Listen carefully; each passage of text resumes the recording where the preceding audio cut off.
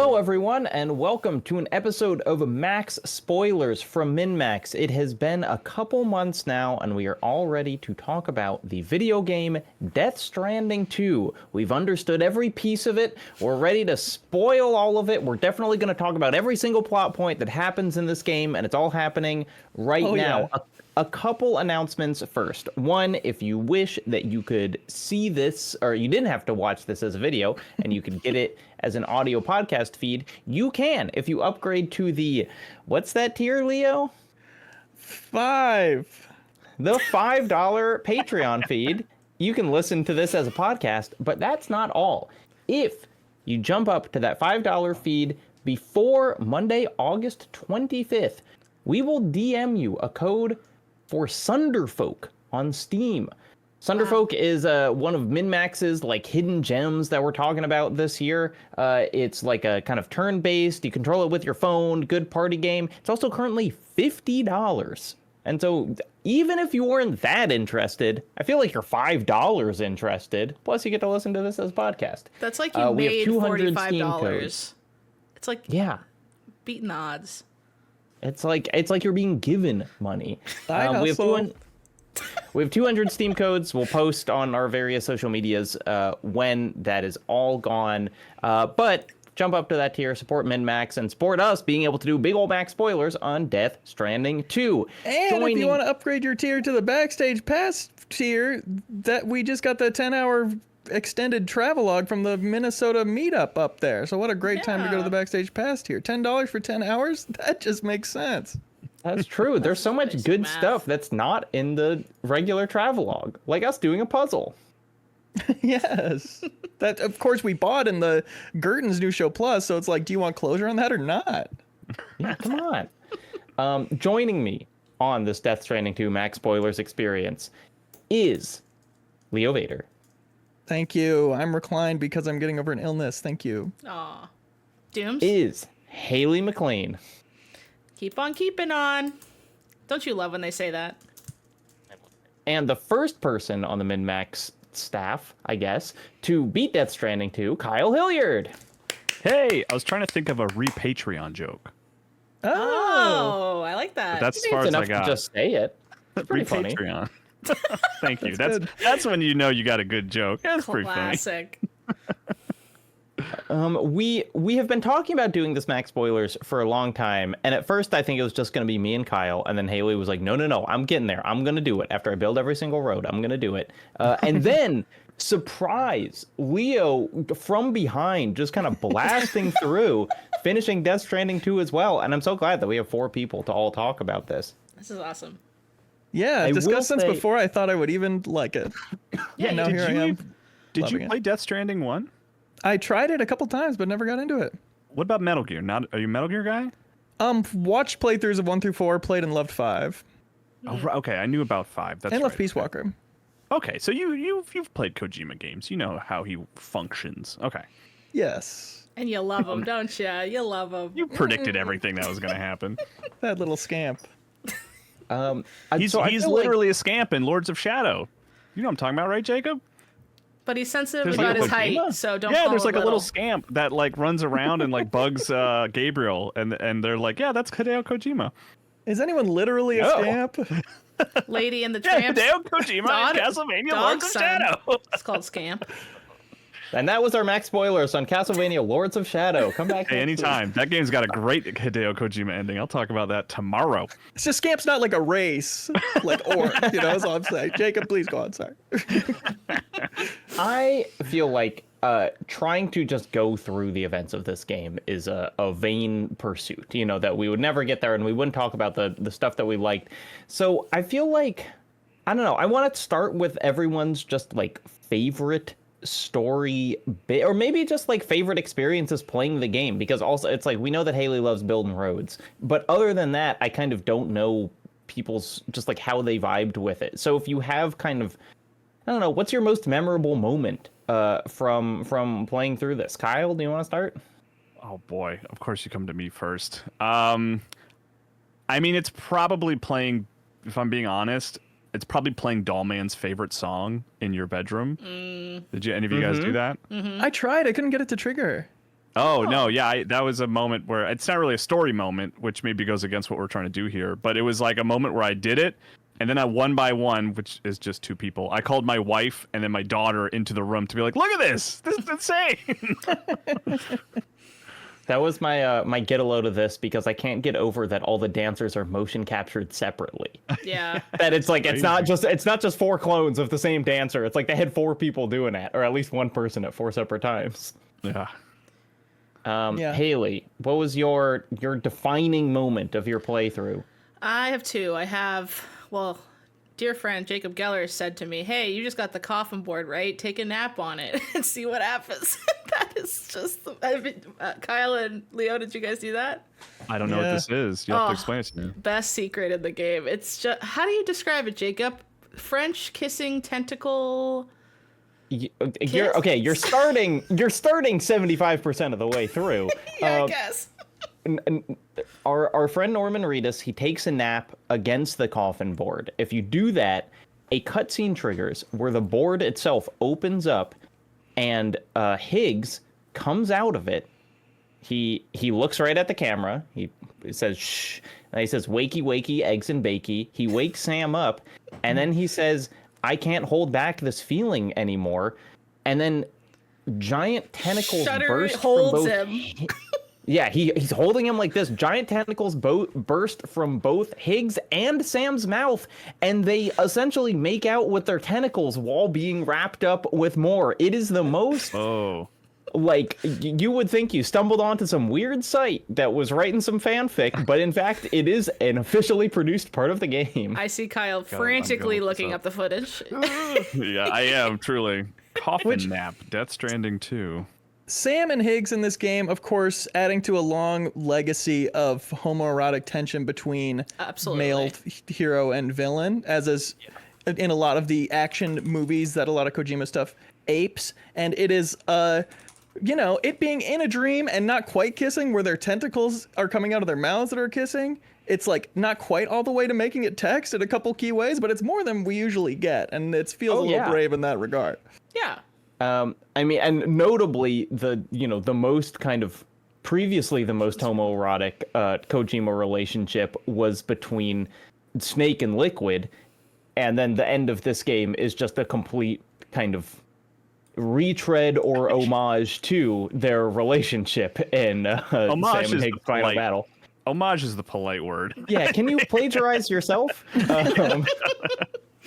But the other one was, I actually played this game on my birthday, and I got the little birthday scene. Oh. And that was really nice. They essentially, like, you come back to the D.H. Magellan full name, and they go, hey, oh, come in here. And you're not even Sam. You're like yourself. Like, Sam's like, come on.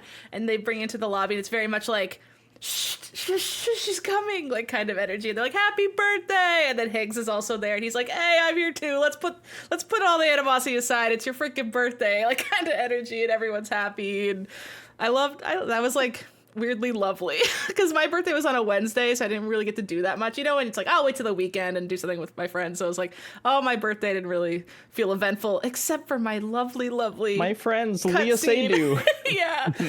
I also have the French kiss happening on the stream right now, by the way. That's why chat is going question mark. I was just watching it. Yeah, it's beautiful. It's quite something. Really Leo, beautiful. For me, it was definitely when they revealed DHV stood for Die Hardman's Vessel the whole time. We were all shocked. Yes, it was like, but we were shocked, but we were like, I should have guessed that. It was right there. I know. So that was huge. And but I'm interested in this spoiler chat to talk about all the gameplay stuff you get later, because a lot of the conversations in Discords have ended up being, spoiler marked, because it's like, I don't want to spoil what you get for anybody, because it's so much about unlocking fun new toys. And I'm excited to talk about everybody's favorite late game unlocks and things. And specifically, favorite thing is, of course, had to talk about it first, the pizza chef's combat abilities. Which, when I was posting clips of my gameplay, my friends were like, you have to mainline the pizza chef. You have to go there right now and get the pizza chef stuff, because you'll love it. Which is like 3 really strange combat techniques that are really over the top animations where you're spinning on your head or flying at them through the air. And the final one is like a pizza slam where you pick them up and spin them over your head. And Norman Reedus goes, "Pizza, pizza," and then slams them over his knee and goes, "Your pizza's here." Every single time. These are like, I didn't do this. Are these like melee? These are like CQC moves, or? Yeah. Yes, you kind of charge them up and unleash them. So you can do them from stealth, you can do them from foliage, and you can also do them in like surprisingly effective against the bigger ghost mechs. The one where you spin on your head and get a bunch of kicks in, that would stagger them really well. That would like knock them over. So it ended up becoming an actual part of my combat repertoire. These absurd, like, these parody combat moves that the pizza chef gives you, they actually are fun and useful. And flour pops out like while you're doing the spins and stuff. It's so stupid.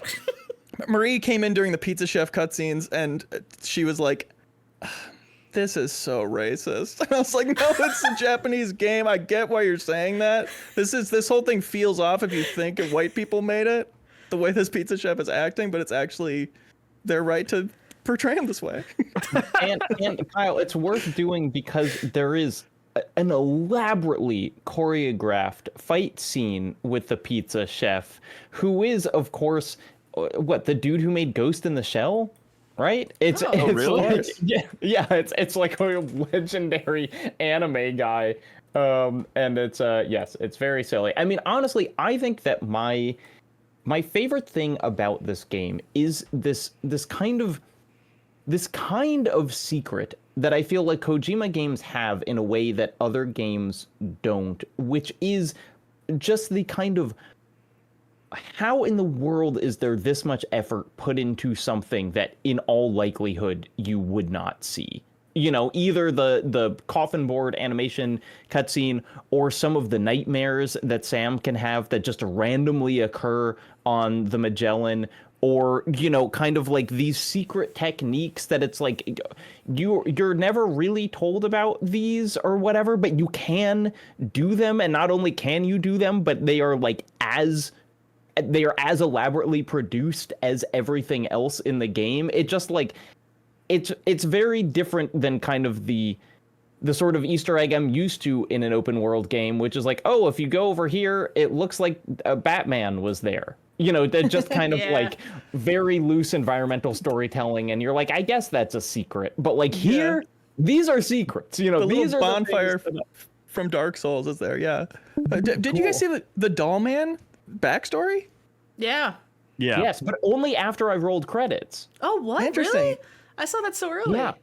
You get that just from talking to him. You can get it early, but some people miss it entirely. And it is this full cutscene that explains how Dollman, it's like explains by Death Stranding standards. Beautiful cutscene of the game. Like those scenes where like Fragile is standing in the swamp. I was like, this is the best this game has looked, and it only rolls for me after credits. That's interesting. Totally. I like those kind of Easter eggs because I think it also matches thematically with the game of like, we can't compromise on human connection no matter what. Like, shut up, never try to get rid of that. And this is kind of like trying to encourage, you know, oh, did you see when that happened? Did you see, like, those types of feelings? Yeah.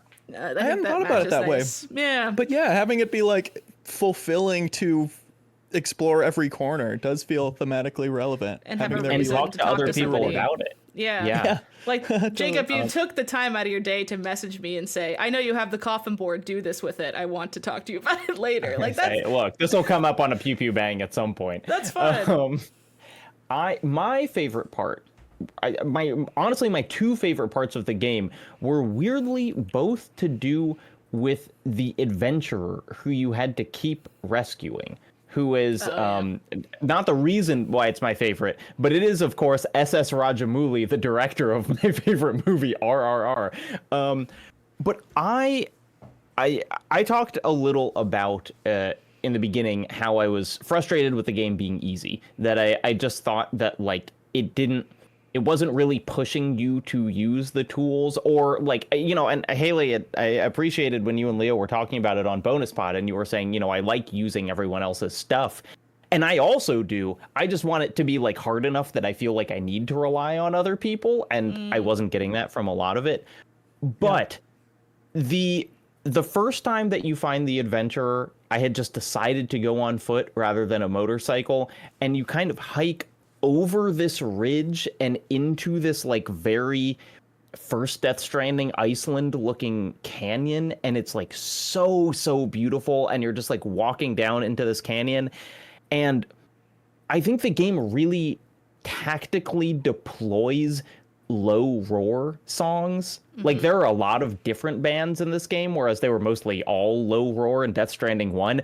But when they give you a low roar song, it really feels like important and it matches the tone so well. And so that was the first time. And then my favorite time with the whole game was just being in the mountains, which were so hard, and you have to go so long without connecting to the chiral network that like I was up there, I was on foot, I get to like the adventurer's little base, and his son is like, I can't connect until my dad is here. You're exhausted, you have no stamina, you have no water in your canteen. Can you go and get him and then bring him back? And it was this thing where I was like, finally, difficulty. Genuinely, it was just kind of like, it was like I was like shoving myself in the corner of the home base and like bivouacking myself up, just trying to recover like a little bit of stamina because I was having trouble even like walking up hills, and then doing that and getting back. And once again, when you get back with him, they play another low roar song, and it was just like it was, the whole experience with the mountain was my favorite part of the game by far. And it was just that feeling of like really being out there against the elements and then bringing it onto the chiral network and like having all the kind of like warmth that provided. It was such a special moment. And that is really more than most of the narrative moments in the game, like really kind of hit like, this is the magic of why this thing works. I do like when the difficulty is tied to the terrain and not like just BTs happen to be in the way of where you're going. That's probably the best feeling of difficulty, because I don't know about you guys, but I was way less scared of BTs this time around. Like, I know you didn't play Death Stranding 1, but in that one it felt very much like, oh god, there's 2. I shouldn't go in there. And this one I was just like, oh wow, there's 50 over there. I'll drive through them very fast in my motorcycle and nothing happens to me. It didn't feel as effective. Fear wasn't the emotion I had in the first game as much as it was just annoyance. It was always just like, frustration. So I did appreciate them being sort of like, just, like not super challenging, but kind of fun sort of side, I don't know, moments where you get to shoot some guns. Yeah.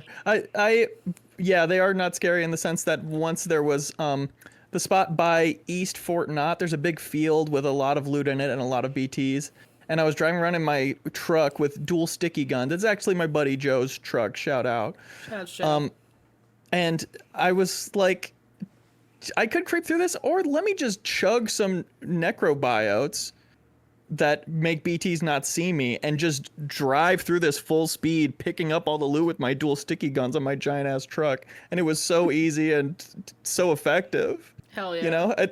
But also occasionally I did get caught off guard. There was a time where I was taking a zip line, checking out a new route. Like, does this actually connect, these zip lines I found? And I got left. It ended in the middle of a BT zone.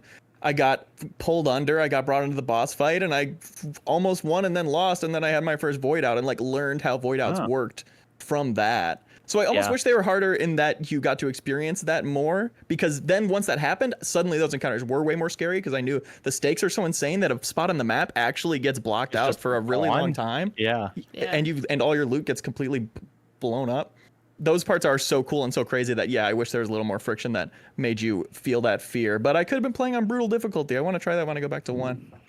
Yeah, I think it is. A lot of this was, by the end of the game, I was like, the game has given me so many tools, and I don't necessarily need to use them, but I'm going to, because that's where, it was kind of like, if I take the path of least resistance, which is kind of what you want to do in a video game, you will be stealing the fun from yourself. And so, like, for me, the most fun thing that I did with BTs was there was some place where it was like, it was basically go back to one of the encampments that used to have the cyber samurai there, and now it's full of BTs and you have to like get some stuff. And I took with me, did any of you use the that like chiral deployable turret that you could get. I never ended up using that. Never Is it used it. good? It's really cool because it's big. Like it's a big thing, and you can only fire it when you have like planted it in the ground. You know, you can't move and use it at the same time. And it uses like 15 chiral crystals per shot. Like not a huge amount, but it has a cost. But it is so powerful and it can shoot through walls. And so I set myself up outside of this big warehouse that was full of BTs, and I was kind of sending pulses out, and I would see one through the wall and then charge up this massive, essentially a rail gun, and like shoot through it, and I would like hear it scream inside of the wall. And it was so cool. And like I could have gone in there with just like a rocket launcher or blood grenades or whatever, but doing that was fun. And then I was like, this chiral turret, me and it, we're hanging out. And so for like the run on the last base from the Magellan, I was kind of marching with that turret, and all the enemies would appear, and I would plant it down and like gun them down and then move forward a little bit more. That's sick. That is awesome. I discredited that tool. I never used it. I tried to use every tool that they gave me just to learn what it was and see whether I liked it, and that's like, obviously, it's amazing how many fun tools you get in this game. That one I didn't because spending chiral crystals seemed like wasteful. Yeah. But I definitely should have gone back to it once they give you the APAS perk to pull chiral crystals from the air constantly. Right. That's when your troubles are over, and I should and I like that. I like that you eventually get to the point where just everything is trivial. Yeah. For sure. Yeah. I mean, But I like no more showering.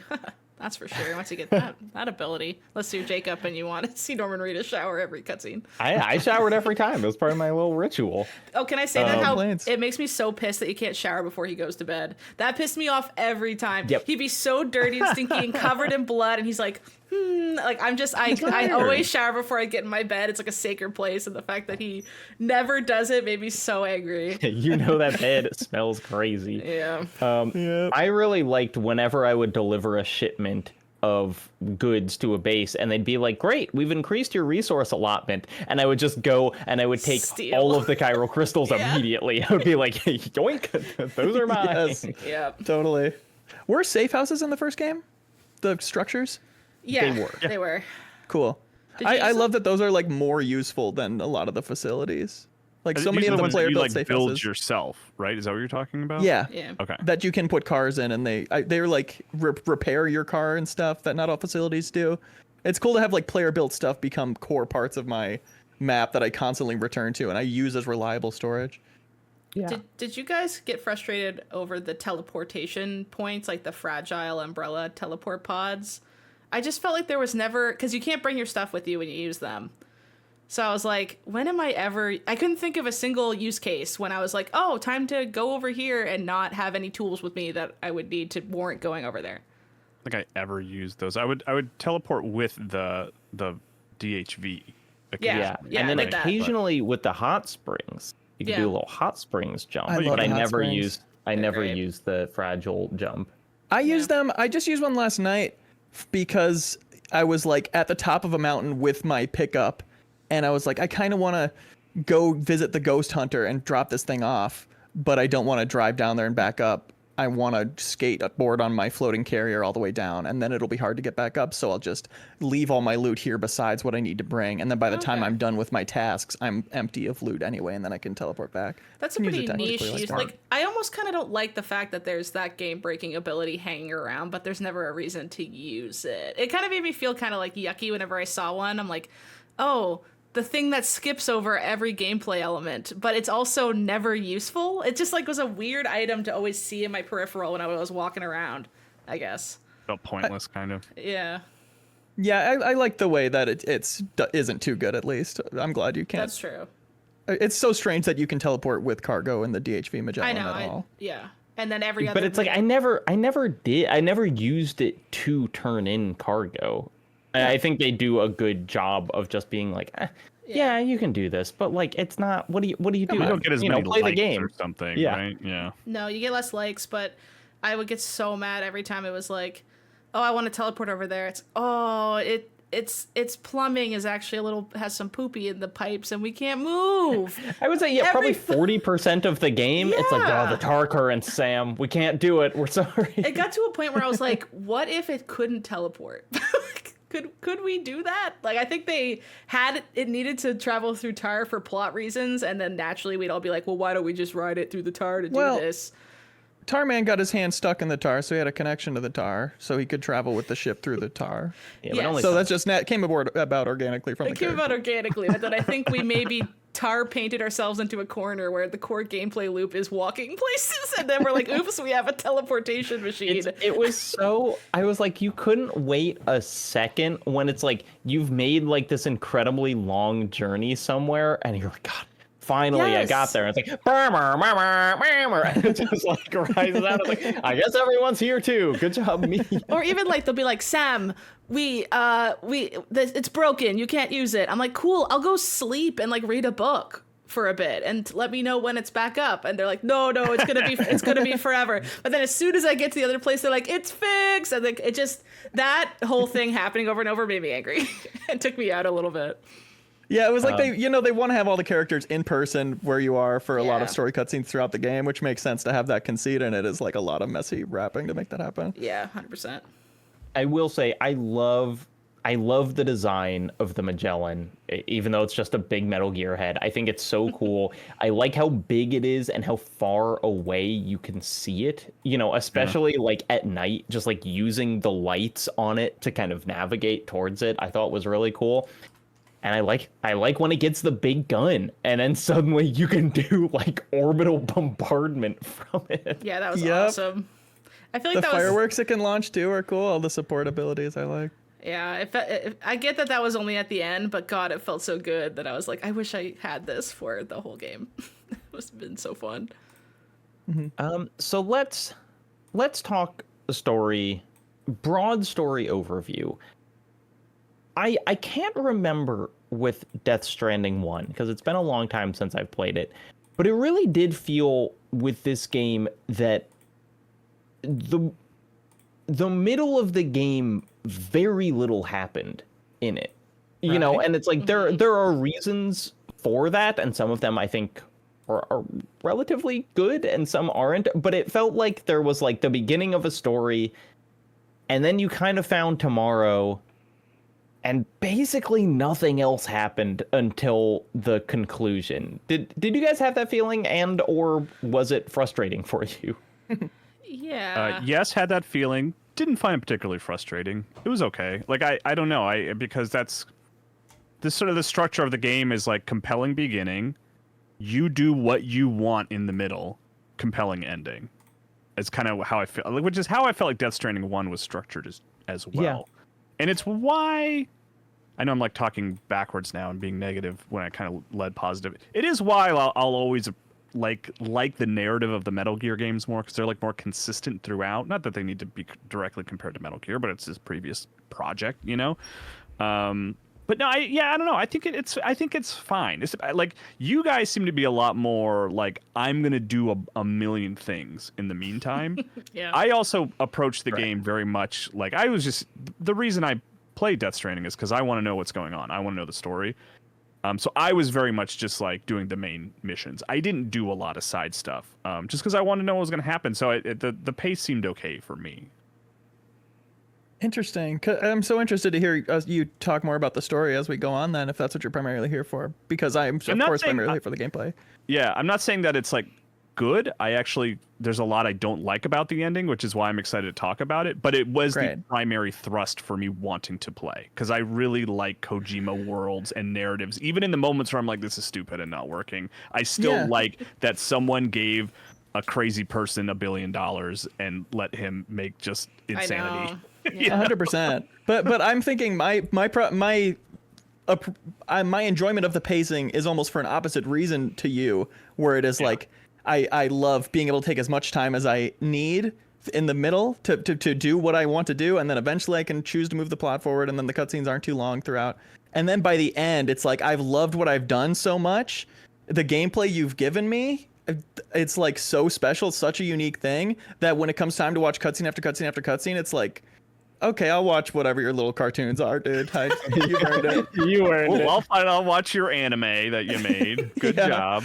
I feel That's like, funny. I Yeah, feel that's like true. I'm kind of dead center in the two of you, which is also fun. Like I do really like the story, even if it's very like over explainy, and there's so much like retconning from Death Stranding 1. Like the thing that made me the most pissed, like all of Death Stranding 1, he has Doom's level 1, which is like he can sense BTs but can't see them. And then obviously Lou's grown up, so Lou is not a BB anymore because the BB in Death Stranding 1 helped him see the BTs, and you plug into it. And then he walks up to a dude and it's like, oh, like you don't have a BB anymore. He's like, I have Dooms too, now I can see them. And that's like all he says to like I'm like, so you're telling me we could have just like at any point in the first one just said, you have two now, you can see them, and it would have completely ruined the plot of the first. Like the haphazardness in which that information was communicated to me made me a little pissed off, because if you're gonna say everything matters, let me explain it to you, but then skirt over like things that would affect the first game, it pissed me off a little. That's what it is. I think I'm going to keep coming back to this because it's what I think about as I think about this game story is like rules in sci-fi worlds like this can be so interesting and can give so much to it. When you, because of the rules, you know what the stakes are. You know, if this happens, then this happens. Or you know that this is the way things are, so then they subvert it and you go, what does this mean? How are they going to adapt to this? What does it mean about the world that now this is possible? It's fun they put constraints on themselves because then they have to write around it, and it's fun. Yeah. But Yeah, exactly. But you just never get the sense that there's anything that can't happen in this game. It is like if you want something to happen, there's some random thing to be pulled out of thin air to explain that it can happen, such as now he has different abilities than the first one. It's like It's ping pong disease. he has ping pong disease. Everybody's got some kind of ping pong disease. everyone has Dooms in this game. I felt that most acutely with there were a couple moments in this game that really did work on me emotionally. There were many more moments where after the fact I was like, was that supposed to be an emotional moment? And one of those was Dead Man, who just kind of like 4 hours into the game is like, I'm gonna go to the beach. This is effectively me dying. And I was like, okay. And then like Sam seemed really bummed about it. And then later we find out that Dead Man has been in the Red Samurai armor, which look, explain it in the comments. I'm sure there is some corpus thing that explains it. Emotionally, it was just like a 0 to me. I was like, what? Yeah. What is this? Like, what does this mean? What am I supposed to make out of this twist? Also, the other part of it was like, and like, there are stories where this kind of thing happens, and you sort of, if it's compelling enough, you don't really think about it. But instantly, the moment he revealed who he was, I was like, why couldn't you just tell me this the moment we met outside? Like, why didn't you? Right. Like, you could have just said, hey, Sam, it's me, Dead Man. I'm here to help you. It's like, it was set up to be like a compelling mystery that just had like a nothing payoff, you know? Yeah, It's just like, totally it's just like, for the you sake could of have another told twist. me. Yeah, unless, and there was no, despite these games just explaining everything like ad nauseum, there was no moment where Dead Man, at least to my memory, where he was like, I'm sorry I couldn't tell you earlier. They were To listening. quote Leo, the Bing Bong disease made my mouth not work or something. Like, Right. I'm Yeah, like quiet from phantom pain. I can't talk. Starts taking his clothes off. Hold on, I gotta take a shower so I can breathe. The moment of to me that hits like that for you, Jacob, was right at the end. Fittingly, I was like, this sums up so much of what's been going on. The fragile reveal at the Yes. very end that she had been dead for a while. I loved that. It was it's like you come back and she's dead, she's laying there dead. They go, she's been dead for a while. She died at this point when she jumped between the worlds. She got killed when she was between worlds, and now she used some of her energy to bring her soul back or whatever. She could be alive for a while to help you finish this mission. And then Sam goes off and he's like head in his hands, and he goes and he's crying about it. I'm like, oh right, this is like a huge character death and it's really sad. But my brain is completely just in the logical place of like, okay, so what's the explanation? But does this all make sense? It's like I'm Interesting. put in the mindset to be using my logical brain, and my emotional part of my brain is not even alerted that there's anything going on that they should be thinking about. That's it. Yeah. I get how you're explaining that, and I find that because if I had to point to one that affected me emotionally, it was probably the reveal that she's been dead this whole time. Because It's sad. yeah, it is sad, and like they so rarely, like especially if you played the first game, Sam is so a non-emotional guy that like seeing him cry was impactful as well. Of just like, oh, he's crying because the first game, like you touch a pinky on him, he's like, get away, and he's like very much like humans suck, I hate you all, stinky, stinky, and then now he's just like my girlfriend. He has like a acknowledged phobia of touch, right? Yeah. Which is- Yeah. That's why he which has all the disappears. handprints on him. Yes. Yeah. Okay, Yeah. I there are so many scenes in this game that I would kind of it is the Kojima thing of like trying to do this giant, grand, complicated thing that just emotionally does not work at all, despite like hours being spent on it, slammed into a much subtler, more specific emotional moment that like weirdly works completely, and they just like happen right next to each other, and it's so kind of inconsistent, where like the story moment that I keep thinking about from this game, or one of them, is not Sam crying when he finds out Quiet is dead, but when you're going to leave the Quiet, ship for the Jacob? last time. Are you thinking Sorry, about Quiet too Fragile. much? We've all been Google imaging Quiet since you got brought up. Not the moment when Fragile dies, but just before, when you're about to get off the Magellan and kind of run along the shore, and she just like doesn't let go of his hand twice, and it is such this kind of like cute, awkward moment, and you're like, what? And then like thinking back on that, like that's the thing that emotionally works in retrospect, because like she's the one of the two of them who knows that she's saying goodbye, you know, and like having that happen. And it's like there's other stuff with Tomorrow that we'll talk about, which is like big parts of this for me are not working at all, and yet there's like this little thing that I'm like, that is undeniable, you know, like that is just activating me emotionally. And it's just such a weird thing to play a game that swings wildly between hits and misses like this. I Yeah. hadn't thought back to that moment. That's really sweet. Yeah. I'm curious, because this is one of those things I've wanted to talk with folks about, that I've been holding back because it's a huge spoiler, even for the very beginning of the game. But like, it never occurred to me that Lou was dead. Like to the point when someone else brought it up to me, they're like, "Yeah, can you believe that Lou dies in the beginning?" I was like, "Oh, yeah, I guess technically that's what I'm supposed to think happened." Like it never felt real. It just felt too crazy to kill a baby, I guess is maybe what it was going on in my head. It's like, did that work for you? Did you believe that Lou had died? That's an interesting question, because I also stumbled with this. It's a combo of nothing, you know, in anime when it's like, I didn't see the body, that guy's not dead. It was kind of like that feeling where this world is so insane that I bet that there's a magic BB cream that we can rub on the baby corpse that brings it back or something. So I was thinking partway that.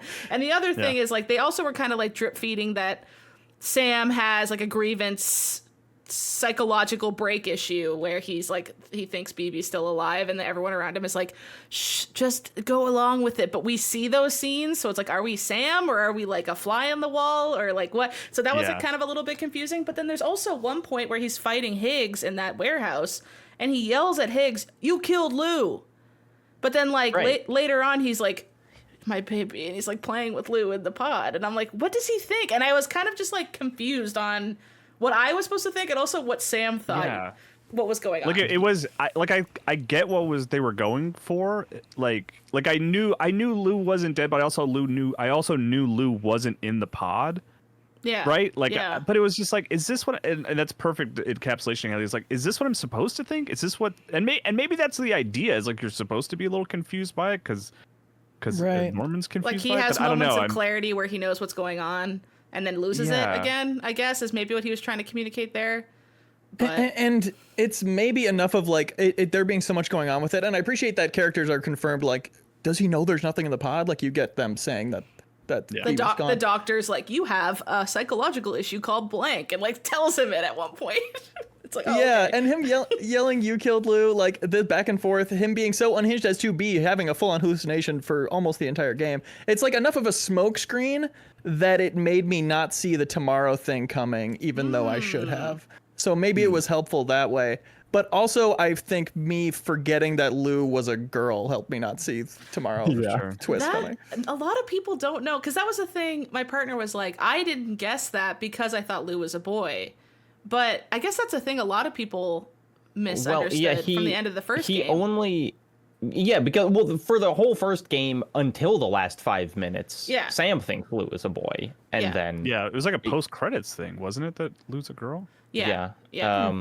Sorry, Leo, to spoil. Well, now he knows Feel free. she's tomorrow as well. Don't be off limits on my account. Actually, just a quick aside. One of the things I love about Death Stranding 1 is in your UI, it's just called BB, and then just at a random point in the game, it's not like called out in a big way. He just starts calling it Lou, and in the UI it changes nice. to Lou. Like, I just thought that was so sweet and smart. That was like one of my favorite things about the first game. Anyway, that's a quick aside. That's cool. But I totally agree with you guys in this kind of like, in retrospect, I like it is this big, one of the biggest reveals of the game, that BB has been dead and not in the pod the whole time. Lou's not there, and this has been kind of a grief journey where they were like, Sam, we thought it would help you to kind of go on this quest with this broken pod that you're hallucinating, and maybe that would help you with your mourning.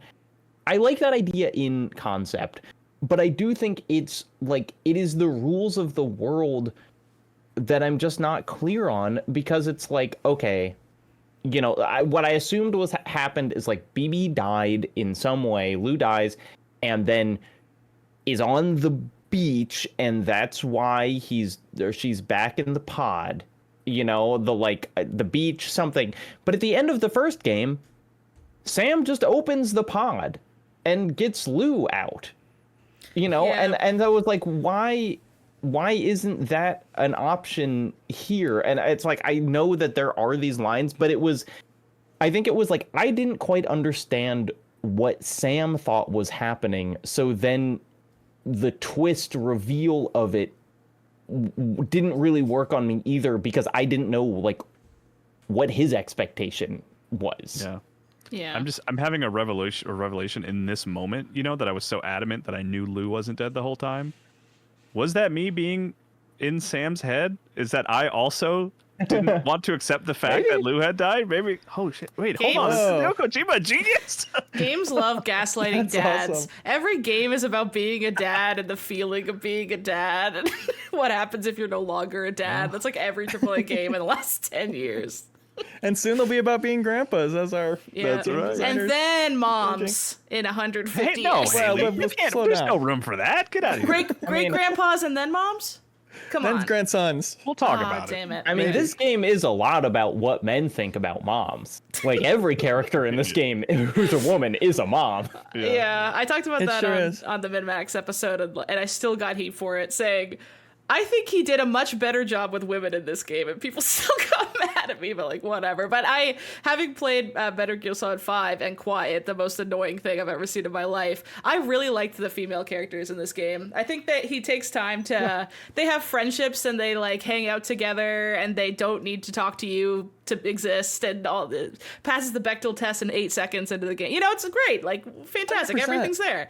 And the feet thing, he gets one weird thing. We see Tomorrow's feet a lot. I think the Tomorrow's feet thing feet. is pretty overblown. Like, there's never. I think so too.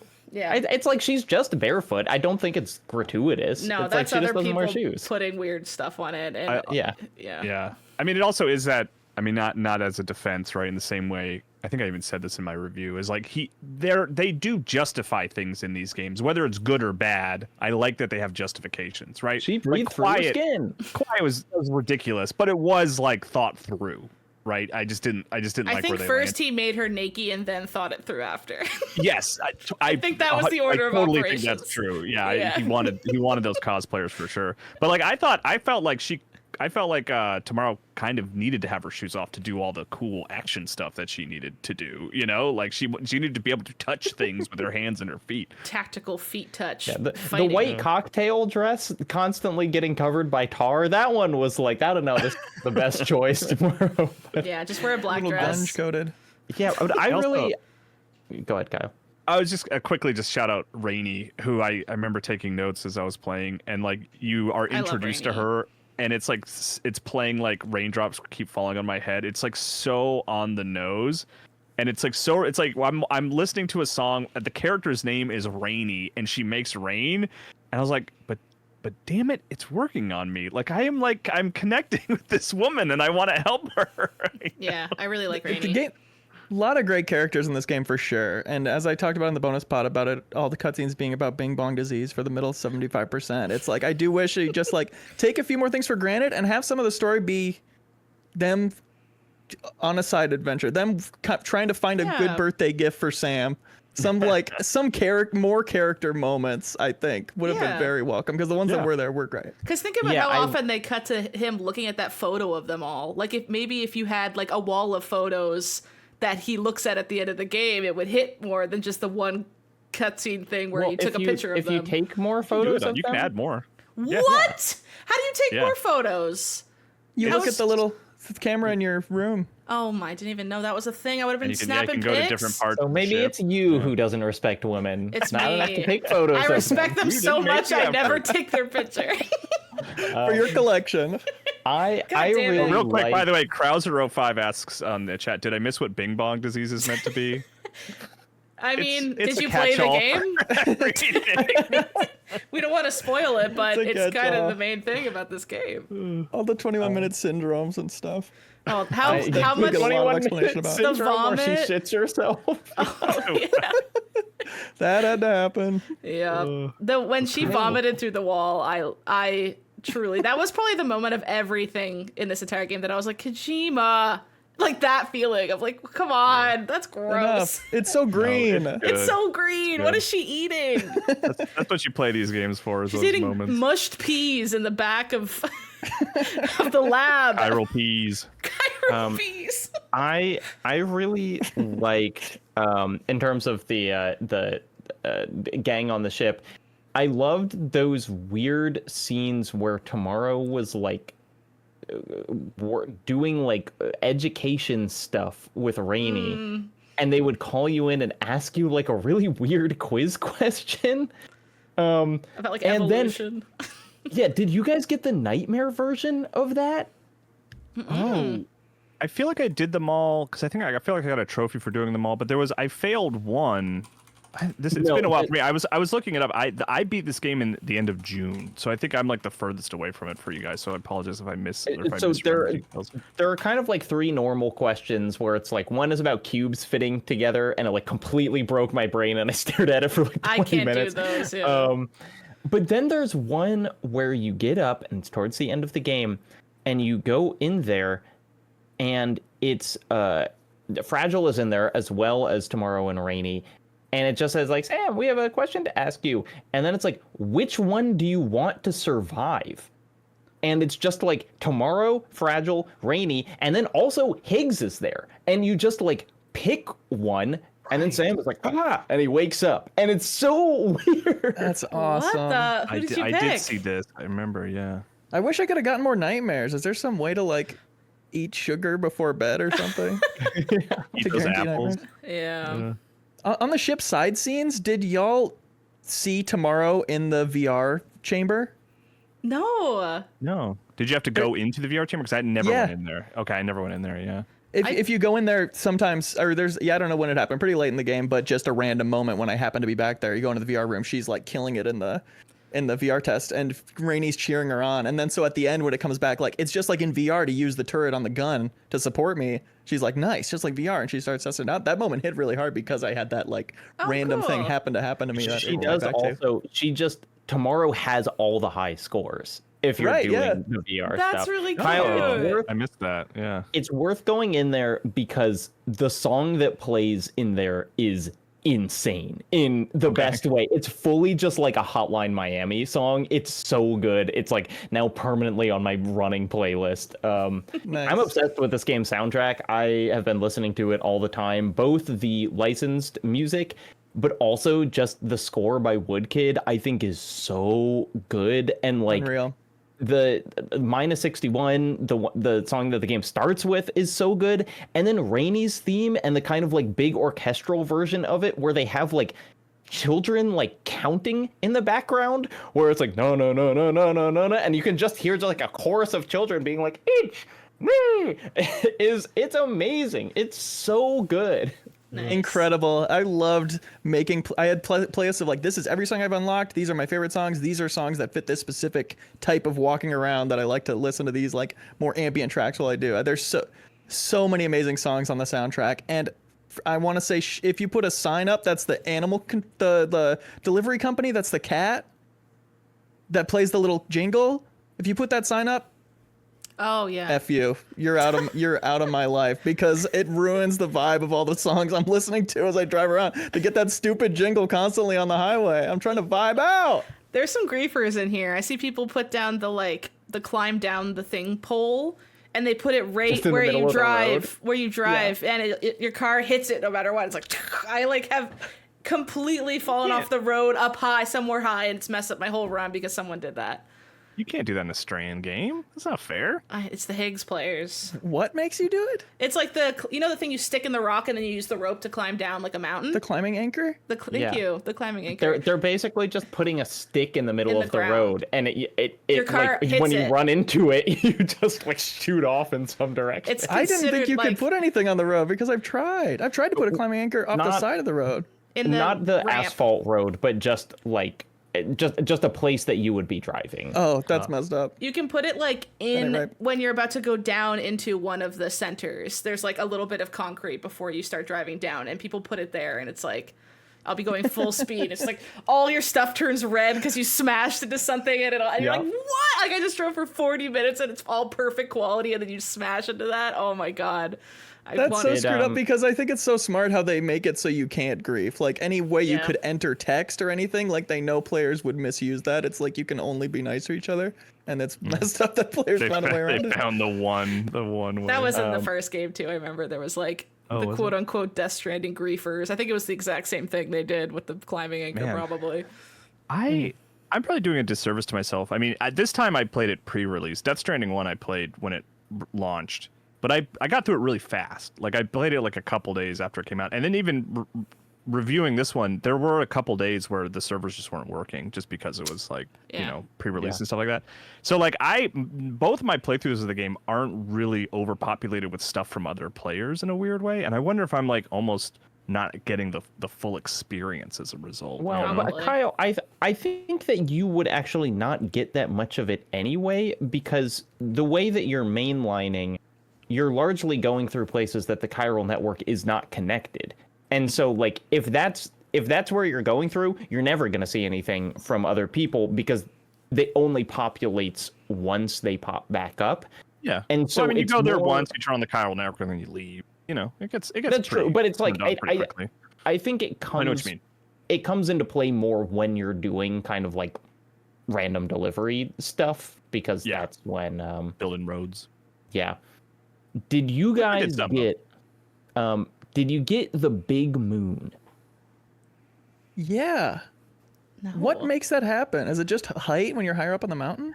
The moon I is think it's- sometimes 100 times bigger than it usually is. What? Yes, I think it's just random, but I got it when I was like climbing to the very top of the mountain. I like came over a ridge and the moon was 100 times bigger than usual, and I like shouted out loud. I was like, this is the greatest thing I've ever seen, especially because on top, again, I'm just going off on the mountain. The way they do the sea of clouds under you Yes. is like so incredible. It's like, it's my favorite place in a game this year, is just being on top of that mountain. Wow. It's so awesome. I I've love been the like big moon.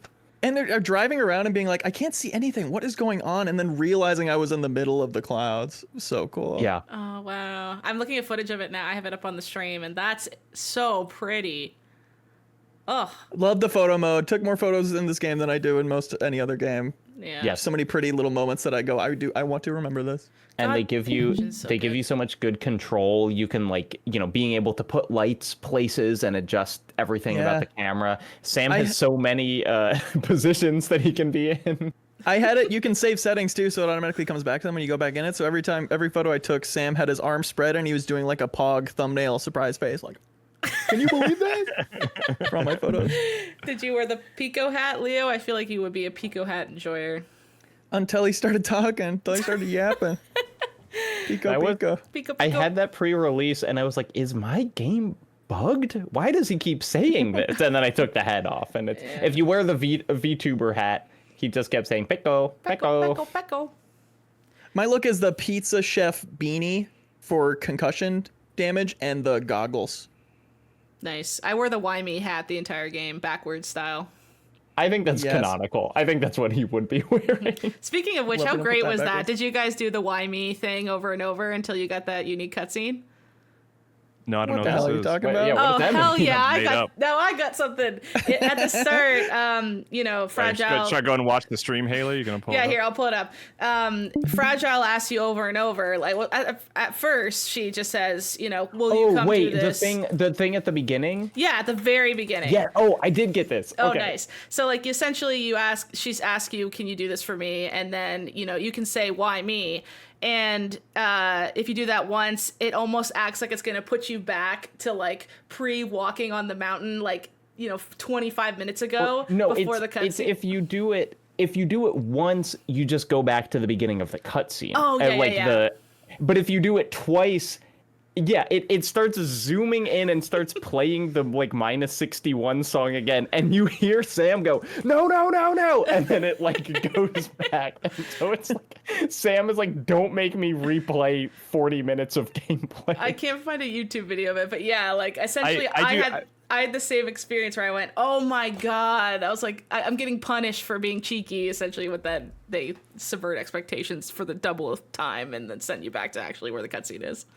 I did stream it with Marcus at Game Informer the day it came out. We did it once, but we didn't do it twice. So Yeah. now I wish we had for the stream. That would be good. There are those good weird choice that aren't choice moments in the game. My favorite is when you get Charlie and they're like, Charlie should have a voice.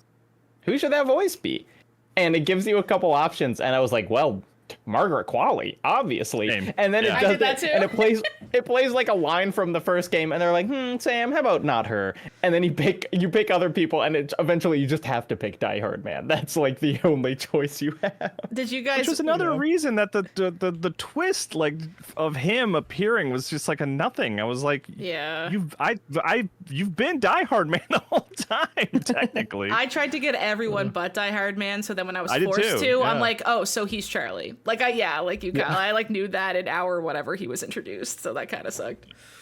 I'm obsessed with the fact that Margaret Qualley is listed like 11th in the opening credits of this game, and she does not have one line. No. But like for some reason she's there when you're like going to the beach and back, when it's like that big circle of people. Kojima's just her like, and her twin. Yeah. yeah, it's like, well, I have Margaret Qualley's body scan. I'm not going to use it. How was that moment for person you, was lying. Leo, where you were like, oh, there's two Margaret Qualleys here for some reason?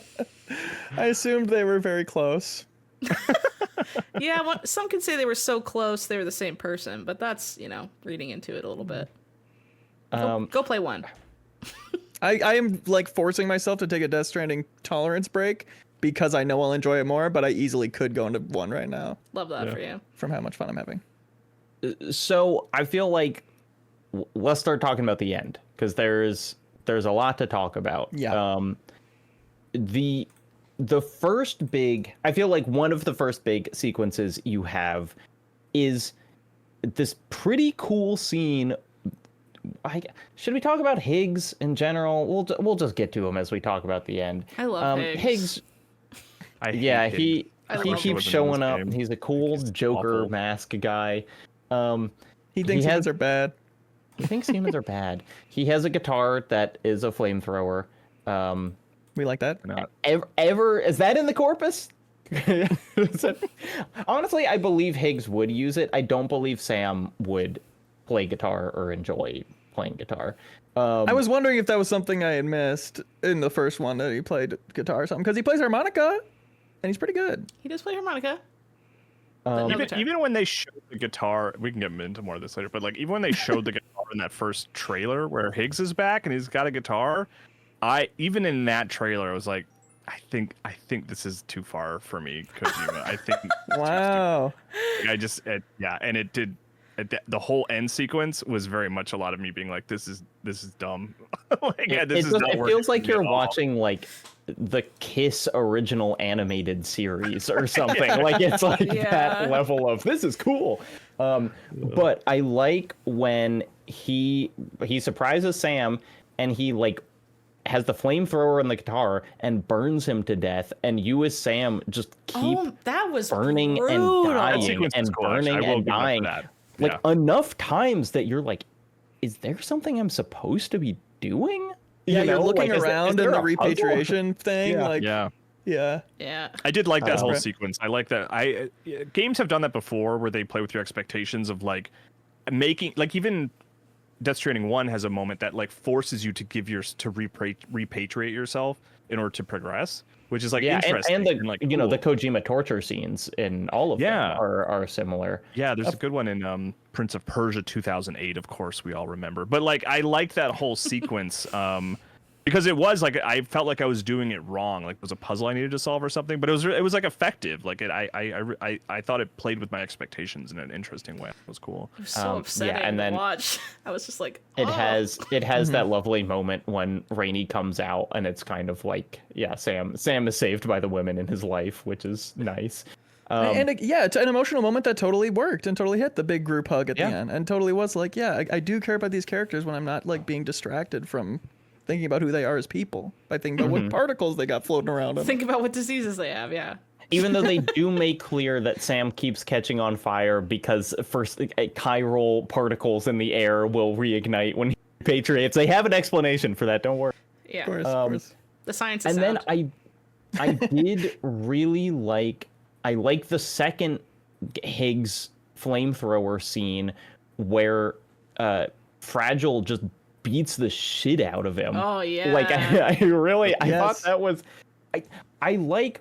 Here's something that I like about Higgs. I like him breaking the fourth wall quite a bit. Like I like when he is shooting glances at the camera, because like not everyone in the game is doing it, and so him giving us a little Fleabag every once in a while, I'm like, it's cool. It's cool that he knows. But after the big, I mean, there's that whole big rush on the last base that just kind of keeps going, and like waves and waves of enemies. And then you're like, oh my God, I finally got there. And then you have to fight that giant octopus mech, like at the very end after you think you're done with everything. It's exhausting in a way that I think it's supposed to be. And then Higgs shows up and Quiet burns him alive and just You keeps said hitting him with quiet the again. guitar. Get your head out of the That's gutter, right, Geller. Fragile. It's not the gutter. They're all named ridiculous things. I'm sorry I can't remember that this woman is fragile and not quiet. Women can be naked and quiet. Fragile and quiet. Women are allowed to be fragile and quiet, Jacob. It's 2025.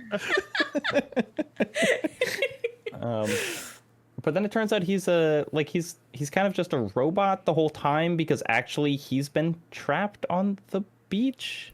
Yeah.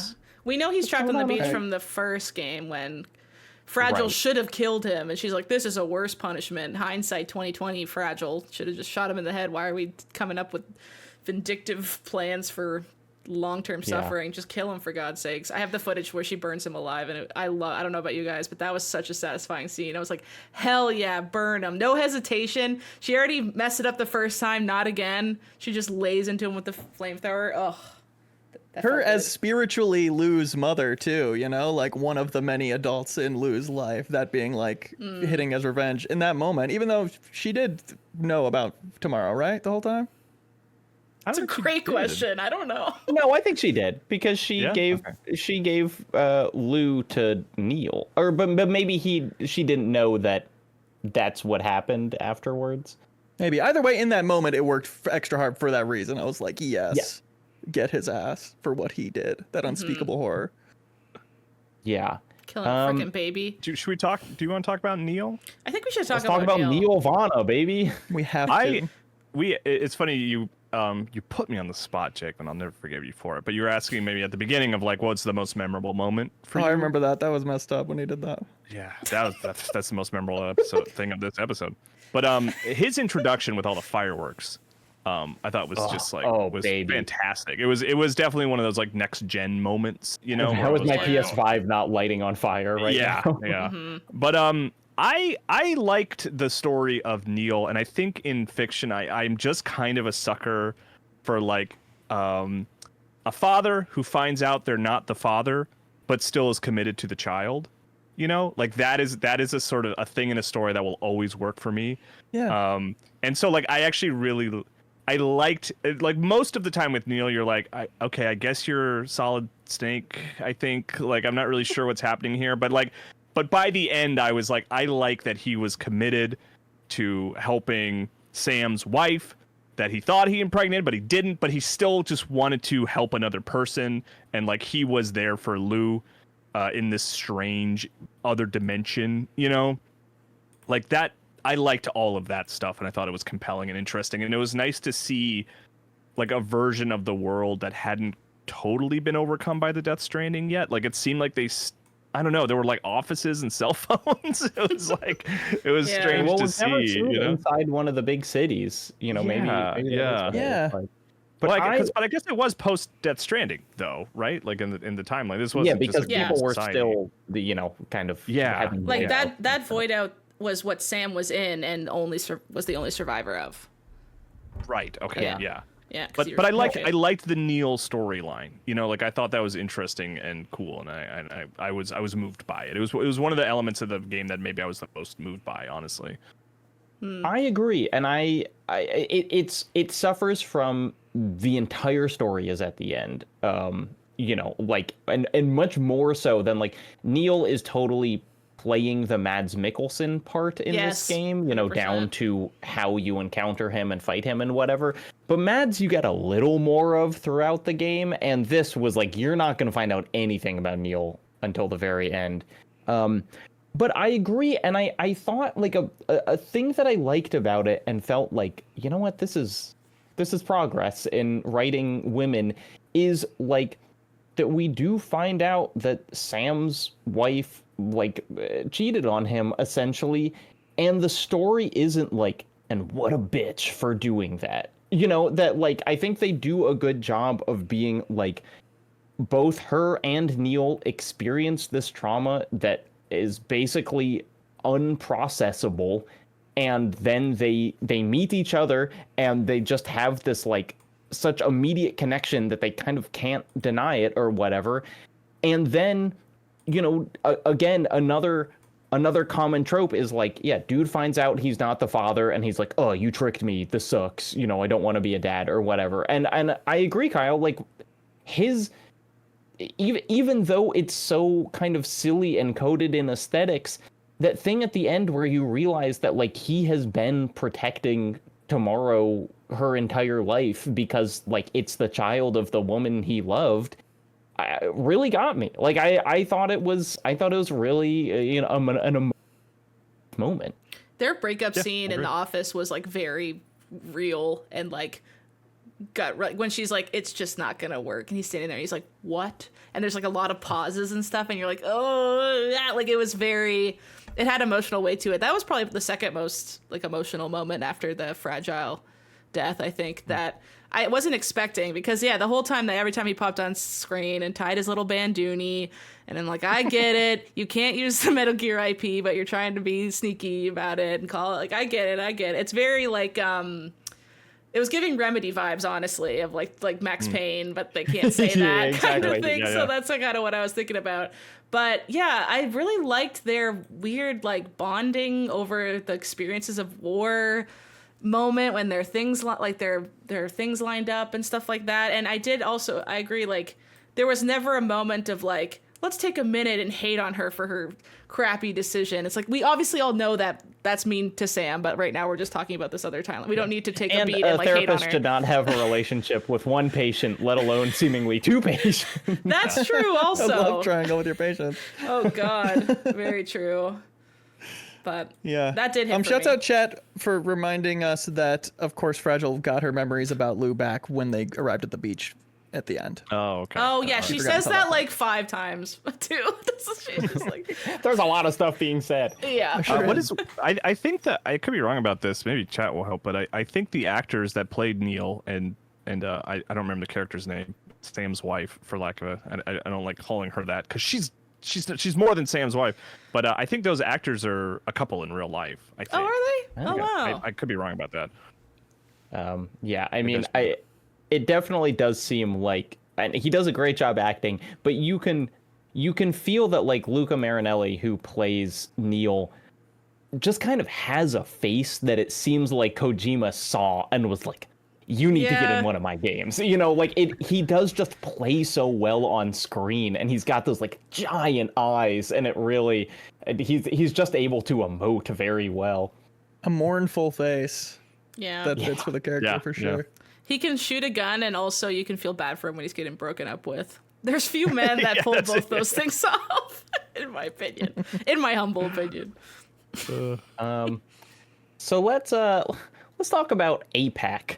Okay. First of all, there's an organization called APAC in this game, which I don't know if you guys are aware.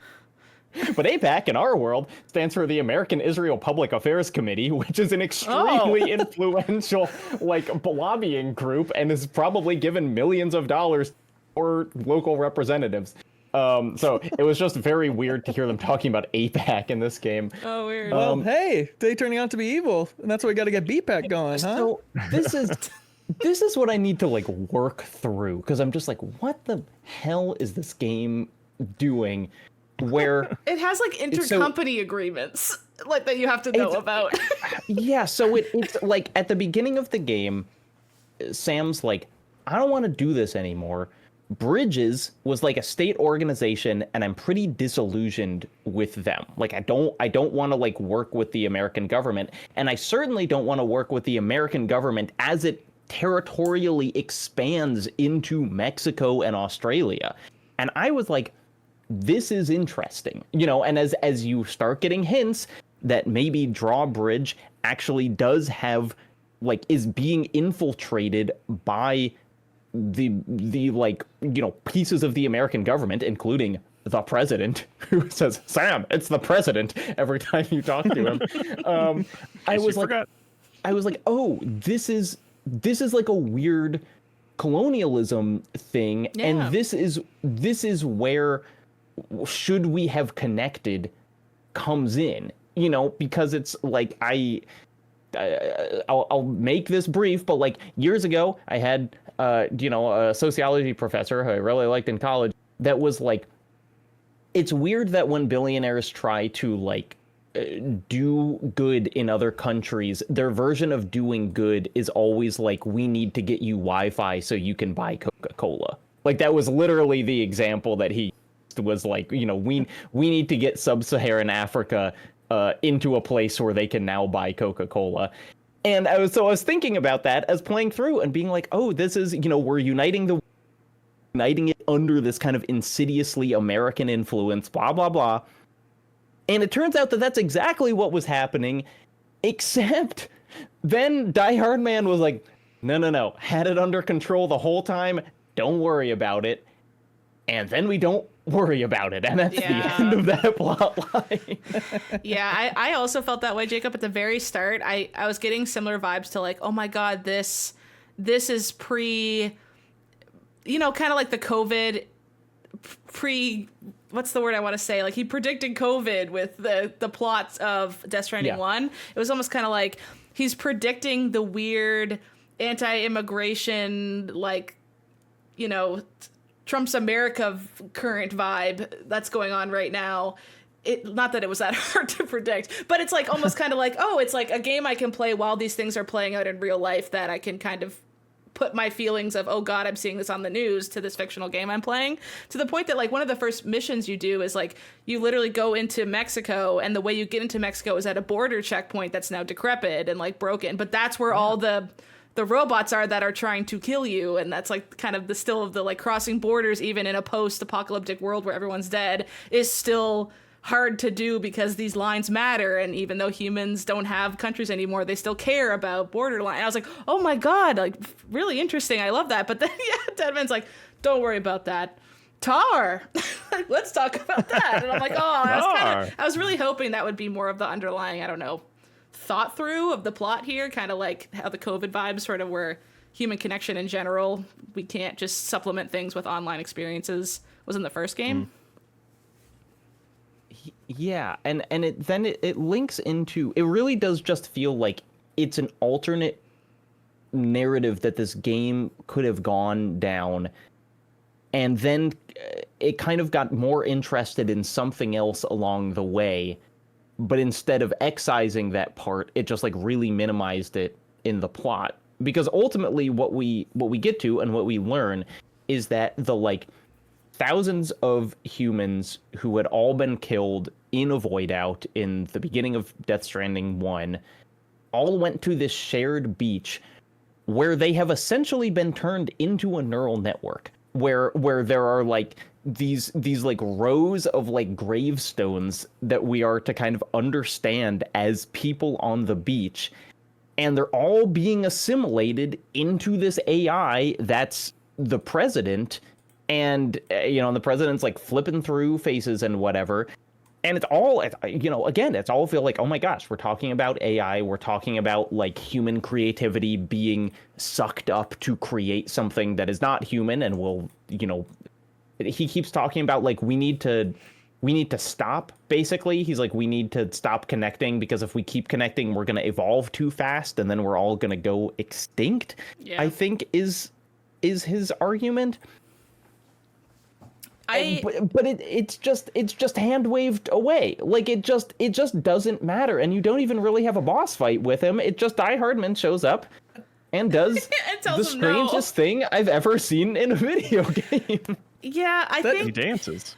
He does indeed dance, and that was great. But I kind of didn't mind that, Jacob, maybe to be like the devil's advocate, because it was kind of like, dude with a lot of power and money comes in and explains why you should think this way. And then all the characters that we resonate were like, that's stupid. Go away. Like, it's like a quick, like, we don't even need to care about your villain reasons for why you think this matters, because this is so stupid. Get out of the game. Almost kind of energy that I kind of liked. Yeah, it's like one of the few things I think, Jacob, you and I slacked about a little bit, of just like, it's like, we're AI is here, we're going to take over, and Die Hardman it almost feels more like, not today, but more like he's just like, no, like that's kind of like his reaction. And then the dance, it's like, it kind of like the guitar, it crossed a line for me where I'm like, I don't understand the purpose of this. It's just weird for the sake of being weird. Like, I don't know what this means to the story that Die Hardman is dancing here. I like a good dance. I'm happy to watch him dance, and it's funny, but like, what is the purpose of this? I low-key think it's to make you smile and feel like a human for a second. Like, it was just so stupid, but I do think it is literally like a, could an AI do this? Yeah. Like, it's just like, it is this absurdly human moment that I, like, it's really, I've only come to that decision after thinking, why did they do this for like a month? But I think that's kind of where it ends. I like it in that context. And out of nowhere dance scene, it only hit me as off because it's like, I've seen this before. It's trying to be weird, and yet it's weird in a way that I feel like I've seen before, where it's a guy suddenly dancing. I feel like we've been down that road as a culture. We do enjoy it. We do. But I like having a bit of a... I haven't taken the time to think on it besides he's being wacky. So I like that. Well, we also might just be coping hard and trying to give him a pass for my having weird choices. Like, my bigger problem with it is not even really that the AI gets hand-waved away, but then that whole seemingly very intentional plot line about the colonialism, the should we have connected, the America's going to come in here and make you part of its system, is also kind of hand waved away because we're like, oh, we know that Die Hard Man is a guy. And so, like, don't worry about it anymore. Which, is just weird. I do want to call out that the Elder, remember that the president turns into the Elder for a little while, who is a character from the first game that I didn't remember.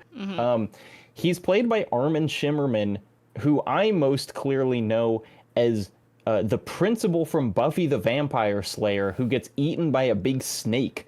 It was just like, oh, the Buffy principal. He's in this. Was it supposed to be old man Mads Mikkelsen? Because it was No. Sam's dad, right? No, I don't, because the Elder was in the first game, just in a base that you could go to. Oh, I guess maybe I never. Okay, the nightmare with. I'm reading the chat. Okay, There's a nightmare with the Elder that is very scary and good. Why did I think it was Sam's dad? Did he say something fatherly or something? I thought it was like. Okay, I don't know. Maybe I just was confused. He just looks like an turns old out that man. it was a little confusing. You're all worked up about Neil taking on the baby, even though it's not his baby. Why Like, did everyone's why a was he dad. dancing? Why is he dancing? I'm confused. Yeah, that's all. Yeah. The president's felt super left up to be the villain of the third game to me. Yeah, I Oh, think like you're yeah. right. people exist. All right. Higgs being I'd killed- rather have that than Higgs. I really don't like Higgs. They certainly didn't feel like they had a lot of ideas for him besides aesthetic ones like the guitar. But I think him dying on the beach, anybody can come back in anything, especially a Kojima game. But I like to think that he's dead for Yeah. good and we're graduating towards the president of the United States being the villain, which will be fun. And of course, we know Kojima likes that. I He think does, there's he something do. about Higgs never dying that I feel like Kojima will do, though. He has that certain aura of, like, I can't let this go. Higgs will be in It'll every be Death Stranding game like forever. a different character in Death Stranding 3 that will slowly be possessed by Higgs. Yeah. And then we'll get to the end and they'll sing BB's lullaby again. Like Right. Voldemort and Quirrell, someone will undo a hat and turn around, Higgs is on the back of his head or His something. Stupid makeup on the back. Yeah, I mean, exactly. it's not even like, oh, he's fun to hate because he's the bad guy. I don't like the characterization. I think Troy Baker's an amazing actor, and I think like he has a really specific idea for Higgs, but I just don't find him compelling or interesting, and I just think he's like, just ridiculous for the sake of being ridiculous. The fourth wall breaking stuff, Jacob, does not work with me when it comes to Higgs. Like, it's just I didn't like him in the first game, and I like him even less in the second game. It was like a bummer when he showed up in that first trailer to me. I was That's like, I interesting. don't want to deal with him anymore. And it is just like his thing is not deeper than like, I think we should kill everyone. He's just a number one hater in this game, too. Like, it's not even about, like, humanity as much as he hates Sam so It's much. like, I like That's his the whole idea personality. that I like the idea that he spent, 1,000 years on the beach and it drove him crazy. Like, I do Yeah. think I like those plot lines in like, Doctor Who or something, but it's just like, he was kind of crazy in the first game. It's not that different of a performance. Yeah. I'm glad to hear this because I was wondering if I missed stuff from the first game that would make me understand him more. One off, I like the performance and I like the delivery of the material overall, and I especially like there's one line about humanity deserves to be forgotten. I thought, like, you can definitely make a good case for that, if you want me to like understand this Be villain slightly more. sympathetic to his cause or whatever the hell. Yeah. Sure. Yeah, I think that's just one of those lines that I think had potential to be more of the character that I never really saw. It's giving, like, Thanos reasoning. You know what I mean? Like, just Yeah. really Kinda like, evil I guess dude, that makes but there's like a sense, little kinda, sliver of yeah. okay, wait, yeah, I guess humans do suck, but Humans have done a lot of messed up things, and we continue to. They have. There's something I love about his simplicity, though. Like, everyone's so confusing, and I got to keep up with all their lore, and I got to keep up with all. There's a mannequin guy with whose voice is that? And then Higgs is just like, I don't like you, and he shows up. He's like, screw you, and he just like hits you a bunch of times, and I'm just like, this is simple. He hates me. Like, I don't know. There's something about that. grounding. It was very grounding that every time he came on screen, it's just like, oh, it's my rival. It's like, give me Pokemon vibes. Like, oh, we are our rivals and we just like fight. I don't know. There's something simple about that. I totally get how it's Yeah. not appealing though, in a larger, grander sense. It's the guitar thing at the end, where ultimately what happens is that Sam and Higgs have a guitar duel where they each have a guitar and they're hitting each other with them. And I think it is very much evoking the liquid solid fight from the end of Metal Gear Solid 4, which is one of my favorite bits in video games, where they're just like, these two old men who are just like, our destiny is we fight each other, and they're like injecting each other with stimulants so they can get up and keep fighting each other because they just love fighting so much. But it just didn't, I just don't believe Sam feels this way. I think it's what worked. It's like, I believe that Higgs wants to fight Sam with a guitar, but like, nothing about this fight for Sam. I was just like, why would he? It didn't work for me. I know it worked. I told Blake that it didn't work for me, and he was like, "Do you hate joy?" So clearly it works for Haley some defense. people. Yeah. Yeah.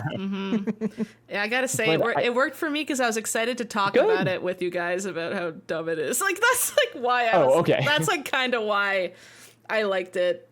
The ridiculousness of things, with me coping saying it's because only a human could do this reasoning, kind of like what you were saying, Jacob. Like, if you told an AI to write a Death Stranding script, it still wouldn't do it right because only Kojima and like humans could come up with the stupidest that ends up in the final of what these games are, I guess.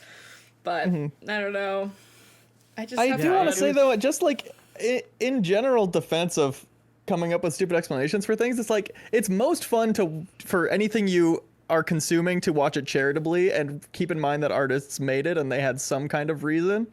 Because if only because you get more out of it by trying to figure out what that was and like interacting more with it from your point of view. Like, I think it's always worthwhile to go, this isn't here for a reason, and let's have fun imagining it what it is. Even something as on its face intentionally stupid as the final fight. I think you also have to have a careful balance too with that in mind, of like, people have invested potentially 100 hours into this, and you don't want them to feel like that's wasted, because even if there's intention to feel silly at the end, someone might say, was that worth my 100 hours? It's not like a movie where it's like an hour and a half investment. Like, this is a big investment. So would someone turn and say, what the F was that? Why'd I play that? It's hard to believe you'd like the rest of it. And I know, that's true. To be clear, I would much rather have this than something boring. Like, I'm glad he's taking big swings. It's just, sometimes they hit and sometimes they don't. I loved when the DHV Magellan dead man controlled a BT and stuck it on its head and started punching stuff. Great. I wish they didn't show that in the trailer. I wish they didn't show literally the coolest thing in the finale of the game for the special edition. Why did they do that? That comes with a special edition. Why did they do that? I didn't see any of that. Because I saw that statue and I was like, the head looks like the Magellan. Oh, that means the Magellan will be in the finale and get stuck on a giant BT. Like, I knew that just from looking at the stupid deluxe edition. That sucks. Yeah. Yeah, it's usually I'm okay with Kojima trailers are like really spoilery, and I'm like, there's so much context. This doesn't really matter to me as a spoiler. But like, I was like, you couldn't just not put that in there. You couldn't have like, one less crazy image in a trailer just completely full of crazy images. Yeah. Yeah. On the ending, I did like when you're hitting with the guitar back and forth and like the end of the fight and your dialogue is synced up with the hits of you like saying, take this, you fricker, for example. Can't remember any specific ones, but I remember it. I was a little frustrated that he wasn't more like, this is for Lou. You baby murdering piece of crap. Yeah. I was like, why isn't he making this a little more text? But I guess, whatever. He hasn't. Sam doesn't really emote or like show why he's doing anything. He's like the antithesis. No, and of you could Higgs in say that that's way. a problem. Yeah. It was kind of an issue for me. I could. Yeah. I get that that's an issue. Another thing I really liked is like giant Lou and it being like, I over love here, baby. That was cool. It's I Daddy. like that. And Lou was like, hi, Yeah. Dad. Like, Yep. was nice to him because I don't know. There's something about that, honey. Which I Shrunk what the was Kids that? reverse. Now that Tomorrow was aged up, because it's in who was the big baby or I think that was just like God. I think. You know, I it was think- just, you know, it was just kind of like that was I think that was the demiurge on the beach. I mean, that's the Great. kind of thing that I'm like into in terms of just like, what is that? What does that mean? You know, because it's like it feels like purposeful and weird. And- Where the and guitars, sweet. like, there's no Yeah. like. There's no emotion behind having a guitar other than like, wouldn't it be cool if they had guitars? Like, I just Okay, don't Connor, understand why they what if they had guitars. drums? Would you like that? Oh yeah, no, that'd be all right. Yeah, Drum battle. like Goron from Majora's Yeah. Mask. You know, they're like. I think I the liked- Lou. Oh, sorry. I think the Lou, like tomorrow nonsense of like what happened there. There's so many questions that spawn from that make no sense. I think it's all gonna get chalked up to Lou is a repatriate's baby and therefore lore. Like now he gets to too. say whatever he wants because that was the whole thing with Neil and. Wow, I feel bad. I can't remember her name. She's like has a normal Really? human woman name for once in the Lucy? Lucy. Thank you. God. You're sure it's not like breakable or something? Dishwasher and Neil Vanna were meeting. Lucy is like they wanted her baby like crazy because it's like the first time a repatriate's had a baby, so it probably has crazy abilities or something. So I feel like that was him setting the scene for if they continue with this on and like it ends with showing Tomorrow as a porter and I don't know, they'll do the third game from her perspective. Maybe she's just gonna have times a million powers because they get to say that because she's this new type of thing in the world that's never been seen before. Her porter outfit is so sick. The kind of Yeah. combination of the porter plus she's got the fragile like hands. Yeah. Here's a question.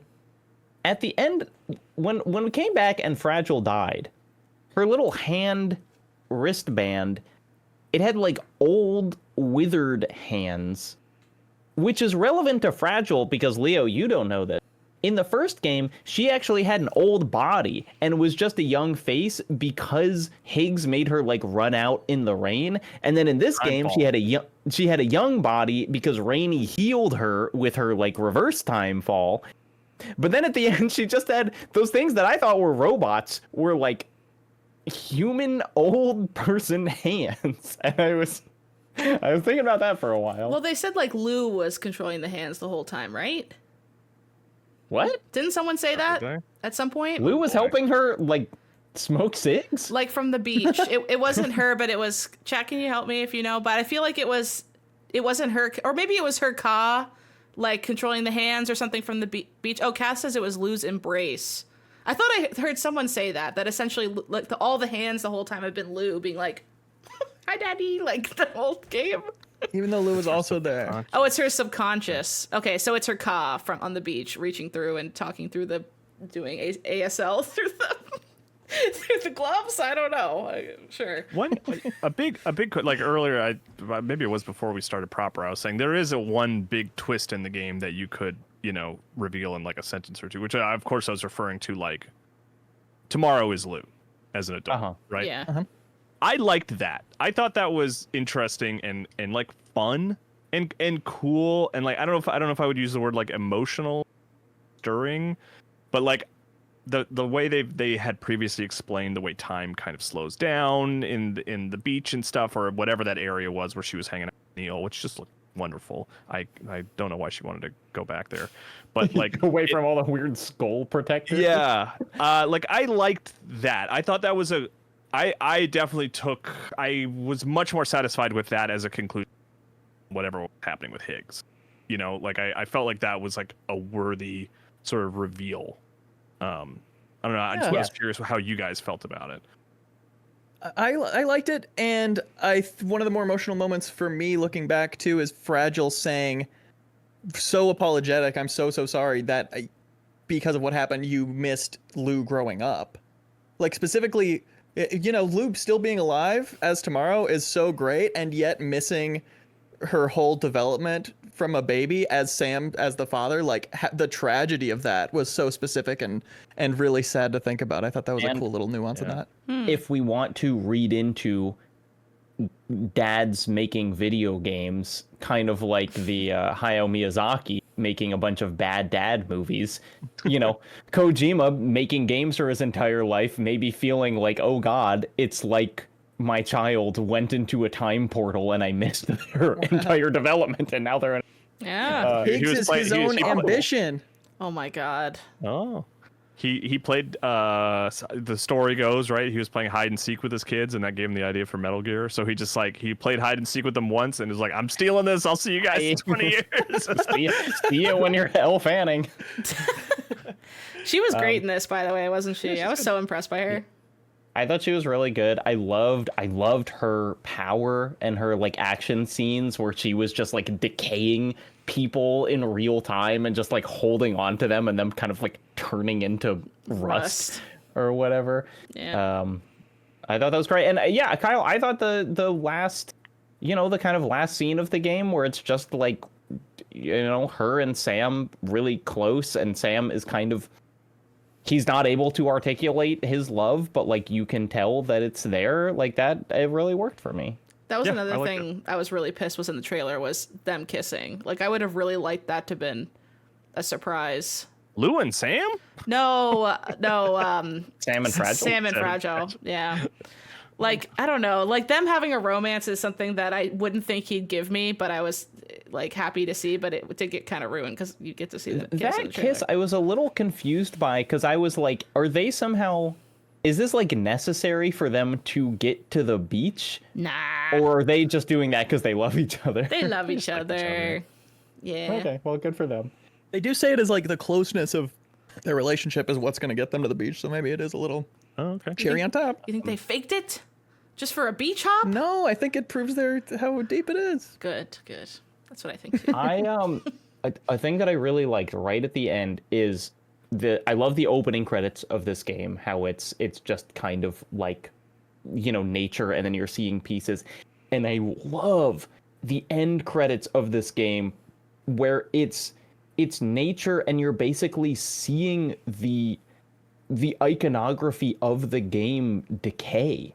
You see this this ocean cliff, and the Magellan is just rusting there, and you see the roads and they're kind of being grown over in a very Last of Us feeling way. And it's this kind of there probably will be a Death Stranding 3, maybe, although working on 2 other games that aren't Death Stranding 3 right now. But I really did like it as the kind of this is maybe the benevolent version of the Higgs, maybe humanity deserves to be forgotten sort of thing, which was this was really important. This all happened. Our characters did a good job. And you know what? Nothing lasts forever. I just I was really struck by that imagery, and then the song during it is gorgeous and all of that. Cool. I just thought it was really neat. And then I liked seeing Tomorrow at the end all kitted out. What did you think about there being so little Amelie in this one? Which, Leah, I'd be curious, because it's the blonde woman that shows up wearing a red dress every so often. Sam's mom? Kind of, yeah. It's his mom's sister. You'll learn more when you play Death Stranding 1. But, she was, the main thing moving the plot forward in 1. And I kind of missed her in this because, I don't know, I don't want to spoil 1 for you too much, Leo. Because even though now you've played 2, there are still elements of 1 that are interesting with Amelie and stuff like that. By all means, I don't want it to impact this conversation at all. Well, also, I mean, if you're watching this, maybe, we have spoiled many things from Death Stranding 1 at this point, but, maybe you don't want Death Stranding 1 spoiled for you. Maybe you're just here for 2. But I want the conversation to be as rich and informed as possible. We'll get ready. I think you don't need to spoil stuff, but just say it's unusual how little she was in this game. She felt like a vacuum space because of how prominent and she was the plot progressor in 1. So now that the plot was being progressed for this whole separate reason, dadhood, it was oh wow, when she does show up, which happens to be on screen right now for the video version, just by happenstance, I was just oh wow, yeah, I feel like her presence in the story, even though it's a big step back, is still kind of plays into those themes that you're talking about right now, Jacob, hence why I thought about it, of like, where does this go from here now? Because Amelie's whole thing is like she's waiting to destroy the world, essentially, right? Well, and also it's another thing where I don't totally understand, because we learned that tomorrow is another extinction entity. Like, that's what Higgs said. Yeah. But then it's just not a big deal. I don't quite understand. Like, has there ever been two at once? They don't really ever talk about and like that. why And does it matter that she is if she just decides not to destroy the world? well, yeah, I think You know? like Amelie was like, I guess I'll do it, and then you have to like be like, no, wait, and she's like, okay, I'll wait. But like she has to sit on the beach and do that, whereas Tomorrow can hang out with her dad in the real world and have fun. So maybe she just has no incentive to do it because she gets to live a rich life. Yeah. And the very end was a thing where the rules thing came into play, because it's like this ostensibly spends so much time setting up the rules with all it's talking about its own lore and explaining itself. But then at the very end, when you're fighting with Higgs to stop the last Stranding, the whole buildup is we're going to defeat Higgs and stop the last Stranding. Yeah. For whatever reason, however they phrased it, I just did not realize that killing him would automatically end the last Stranding. Yeah. And so when he died, it's like, and the things like the back wall of the beach starts like closing. You're like, I guess that might be the last Stranding stopping, I think. And you eventually kind of figure out it is. But whenever it's like, is this what's happening? Maybe. It stops it from hitting of like, I did it. I stopped the world from ending. It doesn't feel like that big thing. You never have that hit as a moment. He was essentially using Tomorrow as an extinction aid to end the world, but then we stopped that, I think, is what happened. So right, but it's just like if the rules don't even set up clear enough for me that killing him is going to save the world. The world. And it's not like another thing we're gonna have to do. Like, if he's around, he can just flip a switch and she's activated into an extinction entity. But then if he's not around, it's all good. Yeah, it's like if there's one thing that needs to be clear, it's the big final thing that matters more than anything. And it wasn't. Yeah, that's a lot to ask for, Leo. That's crazy. I loved the repeat of the beginning at the end, where you have little live baby Lou and you just walk through Mexico again, but it's snowy, and they're playing that incredible orchestral version of BB's Lullaby that's just like so big and Feet gorgeous. Elle Fanning? Yeah, feet Elle Fanning. FEET? That was just like it was just it's a pretty long section to be like a repeated thing, but I was there for the whole time, and it was just like, good, bring it back. 100%. And I felt really special and personal to me too, because I like started one a couple times and couldn't get into it, started two kind of skeptically, and that whole opening part, I'm like, what's going on? I don't know this baby, so I'm just holding the left thumbstick. I don't know how to open the inventory, so I never knew I could put climbing anchors and stuff. But I don't know, I'm like, the way walking works, you're supposed to climb along the ridge too, walk along it. I'm like kind of half sliding down. I'm like, okay, I guess I'm falling over sometimes, so I guess there's some gameplay here. But the whole time I'm like, what is going on with this game? And then to have fallen in love with it and to care about it so much more, and then do that exact part again at the end, except I'm like a pro going through this and I'm savoring every second of it because it's so fun. Clip clopping around, especially with the baby on my chest, like feeling that specialness too, the specialness of having the actual baby there versus the little BB in the pod, that appreciating that for the first time. It was like within my own journey with the game, it was really meaningful to come back to it. That's nice. I like that. Yeah. So is there there's plenty we haven't covered about Death Stranding 2, but are there any burning things that anyone's like, gosh, we need to talk about this before we wrap up? I mean, we're going to talk about our favorite items we use. I don't think we heard about the cannon, but then I think we moved on. I would love to hear. Gravity gloves, baby. Gravity gloves. Those are great. Yes. They can let you grab the crystals from the big vans. Uh-huh.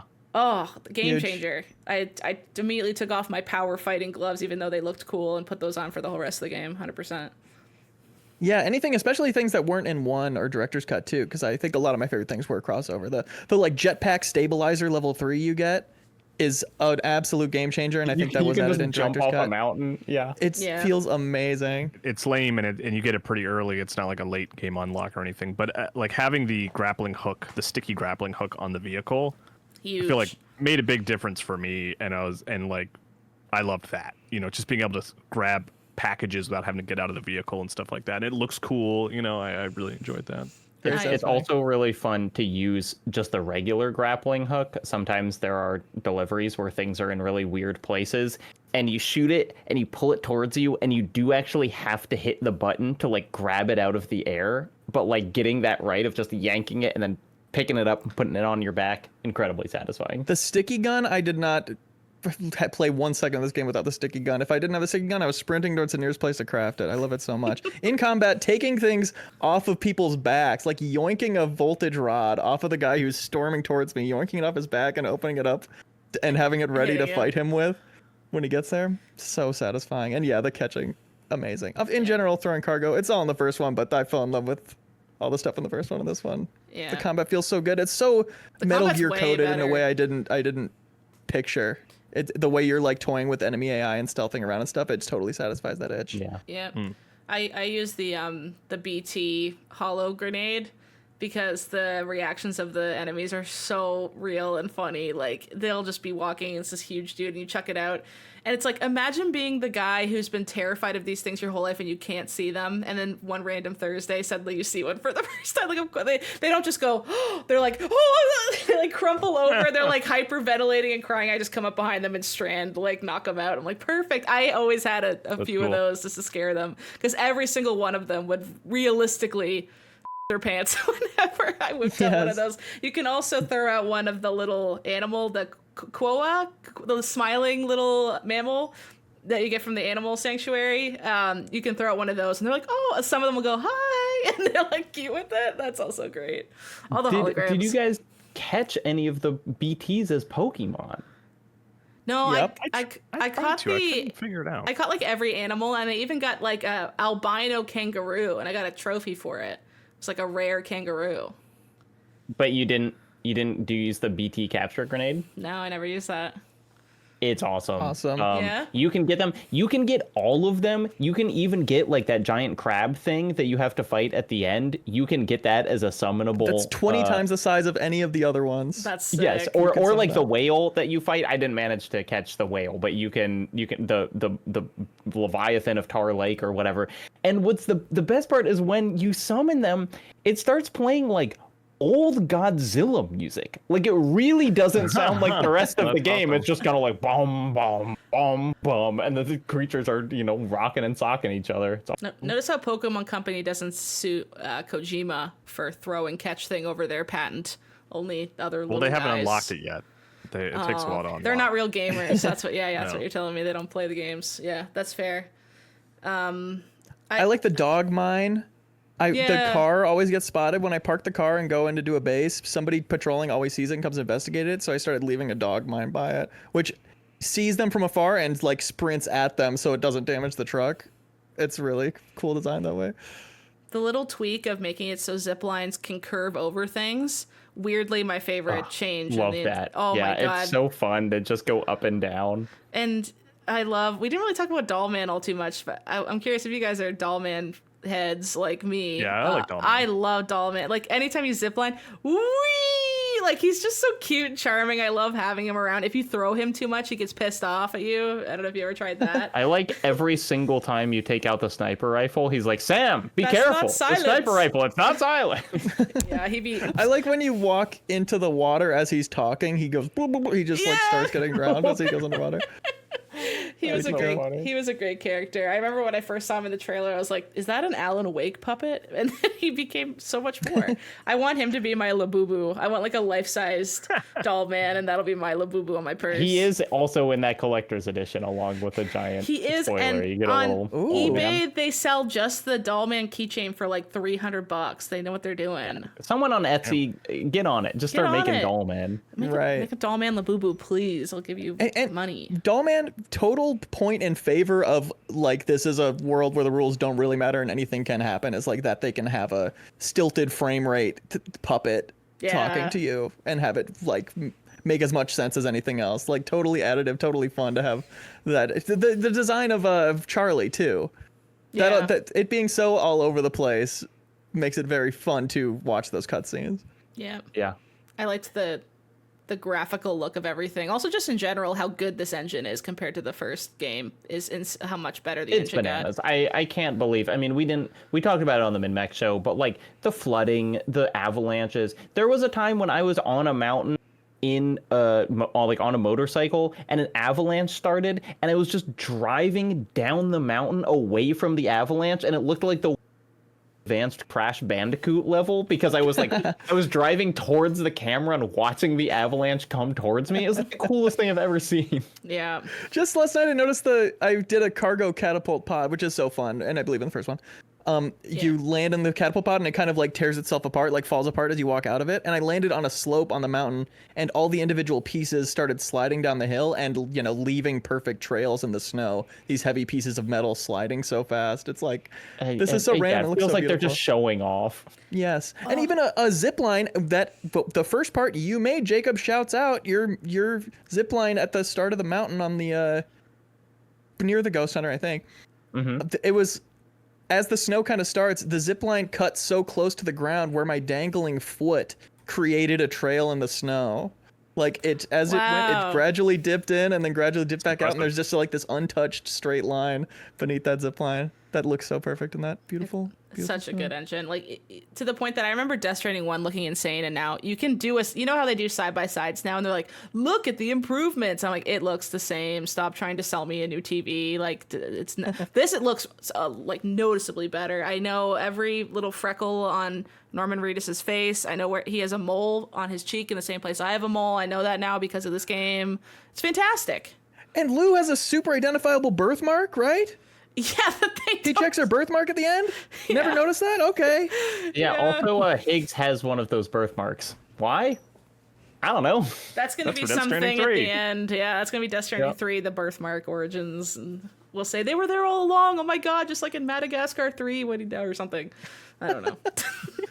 One more thing I wanted to talk about or ask about that I forgot about did you ever have it where your Lou got so frustrated, was crying so hard, went past the left side of the mood meter, and you tried to soothe her because she becomes tentacles, like BT tentacles inside the pod? Yeah. And I was like, I guess this is something that happens with BBs. Probably happened in the first one too, but then with the reveal at the end, it seems like just a little Easter egg that kind of hints at what's going on, or maybe it doesn't because it's still hallucination. I mean, you see those tentacles a couple times, and it's like I don't know what this means. But yeah, that's I never had BB cry that hard.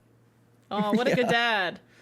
Good dad award goes to Jacob Geller. Flex, yeah, wow. Did you guys see that if you stay in the snow too long, he gets what's it called when your body freezes and turns black? Hypothermia? Frostbite. Frostbite. Yeah. And then he goes to the room and there's a cutscene where he rips his toenails off, and it's like really slow and methodical, and it's awful. I never got it, but I was like watching like every cutscene you probably didn't see. Pull it up on the stream, Haley. Pull it up on the stream. I don't want to pull it up on the stream. That's why you take a shower. Yeah. Heals your frostbite. Yeah. Sometimes when you fell asleep, there would just be a little floating Lou near you. Yeah, with the and angel wings it would flapping. like play that song that's like, "Are you there?" And this is the little Lou just floating. Yeah. That's nice. Look, we could talk about this game for another 2 hours, I'm sure, but I do think we should call it there. Death Stranding 2, a game that I have some issues with. I think we all have a lot of issues with, but like ultimately is I come away, impressed no matter what, that I do think it just does so many things right in ways that other games struggle with, that I'm willing to forgive it for all of its strangenesses. It has a sense of self. Yeah, it has a sense of self that it's confident enough in that I let it get away with a lot of baloney that other games I would let get away with stuff, definitely.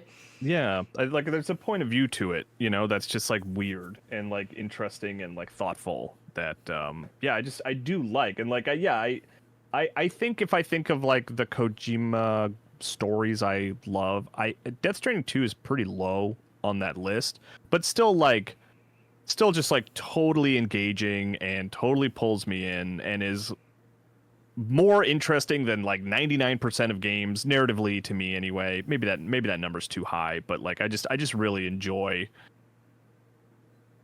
being inside the brain of that team and like seeing what they're doing and what they're coming up with and stuff like that, you know. Yeah. Do we want to predict or tease where this will be in our top 10s or the MinnMax 210s? Like with the story having so many misses or whatever, like it's such a mixed bag. I'm curious if we come away like it's top of the top or it's just still really good. Yeah, I'm down to reveal. Should we reveal?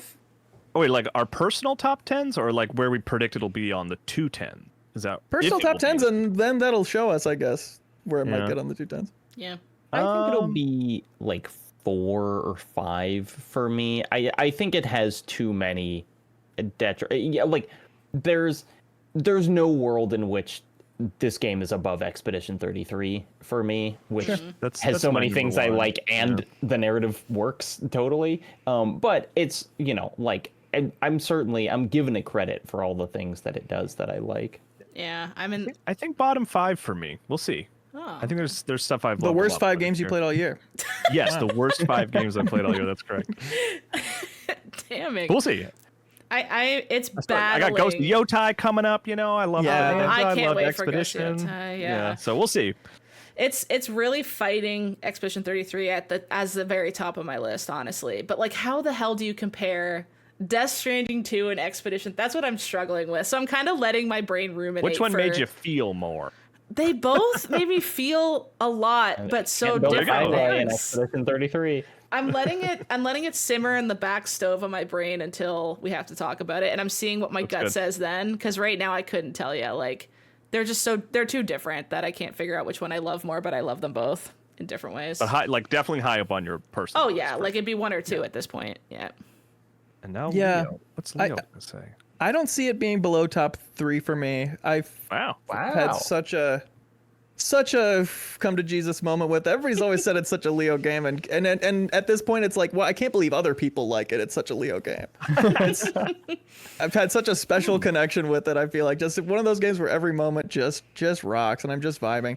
But I am playing in my, what do I play now? I've started playing more Clair Obscur, so we'll see how that goes. Enjoying that too, of course. Nice. Leo, I hope. It's really good. Yeah. That's a cool game. All right. Well, thank you for listening, everyone. This was our Big Mac spoilers on Death Stranding 2. Remember, even if you're at the end of this, you can jump up to or join our Patreon at the $5 tier to get a copy of course, Sunderfolk, a $50 game for only $5. And you'll be supporting more discussions like this because we love having them. Haley, Kyle, Leo, thank you all for being here, and thank you everyone for listening. Thanks for the mental effort load of hosting this pseudo, Jacob. Thanks, That's Jacob. nice of you. Yeah. Keep on keeping on, everyone. Yay!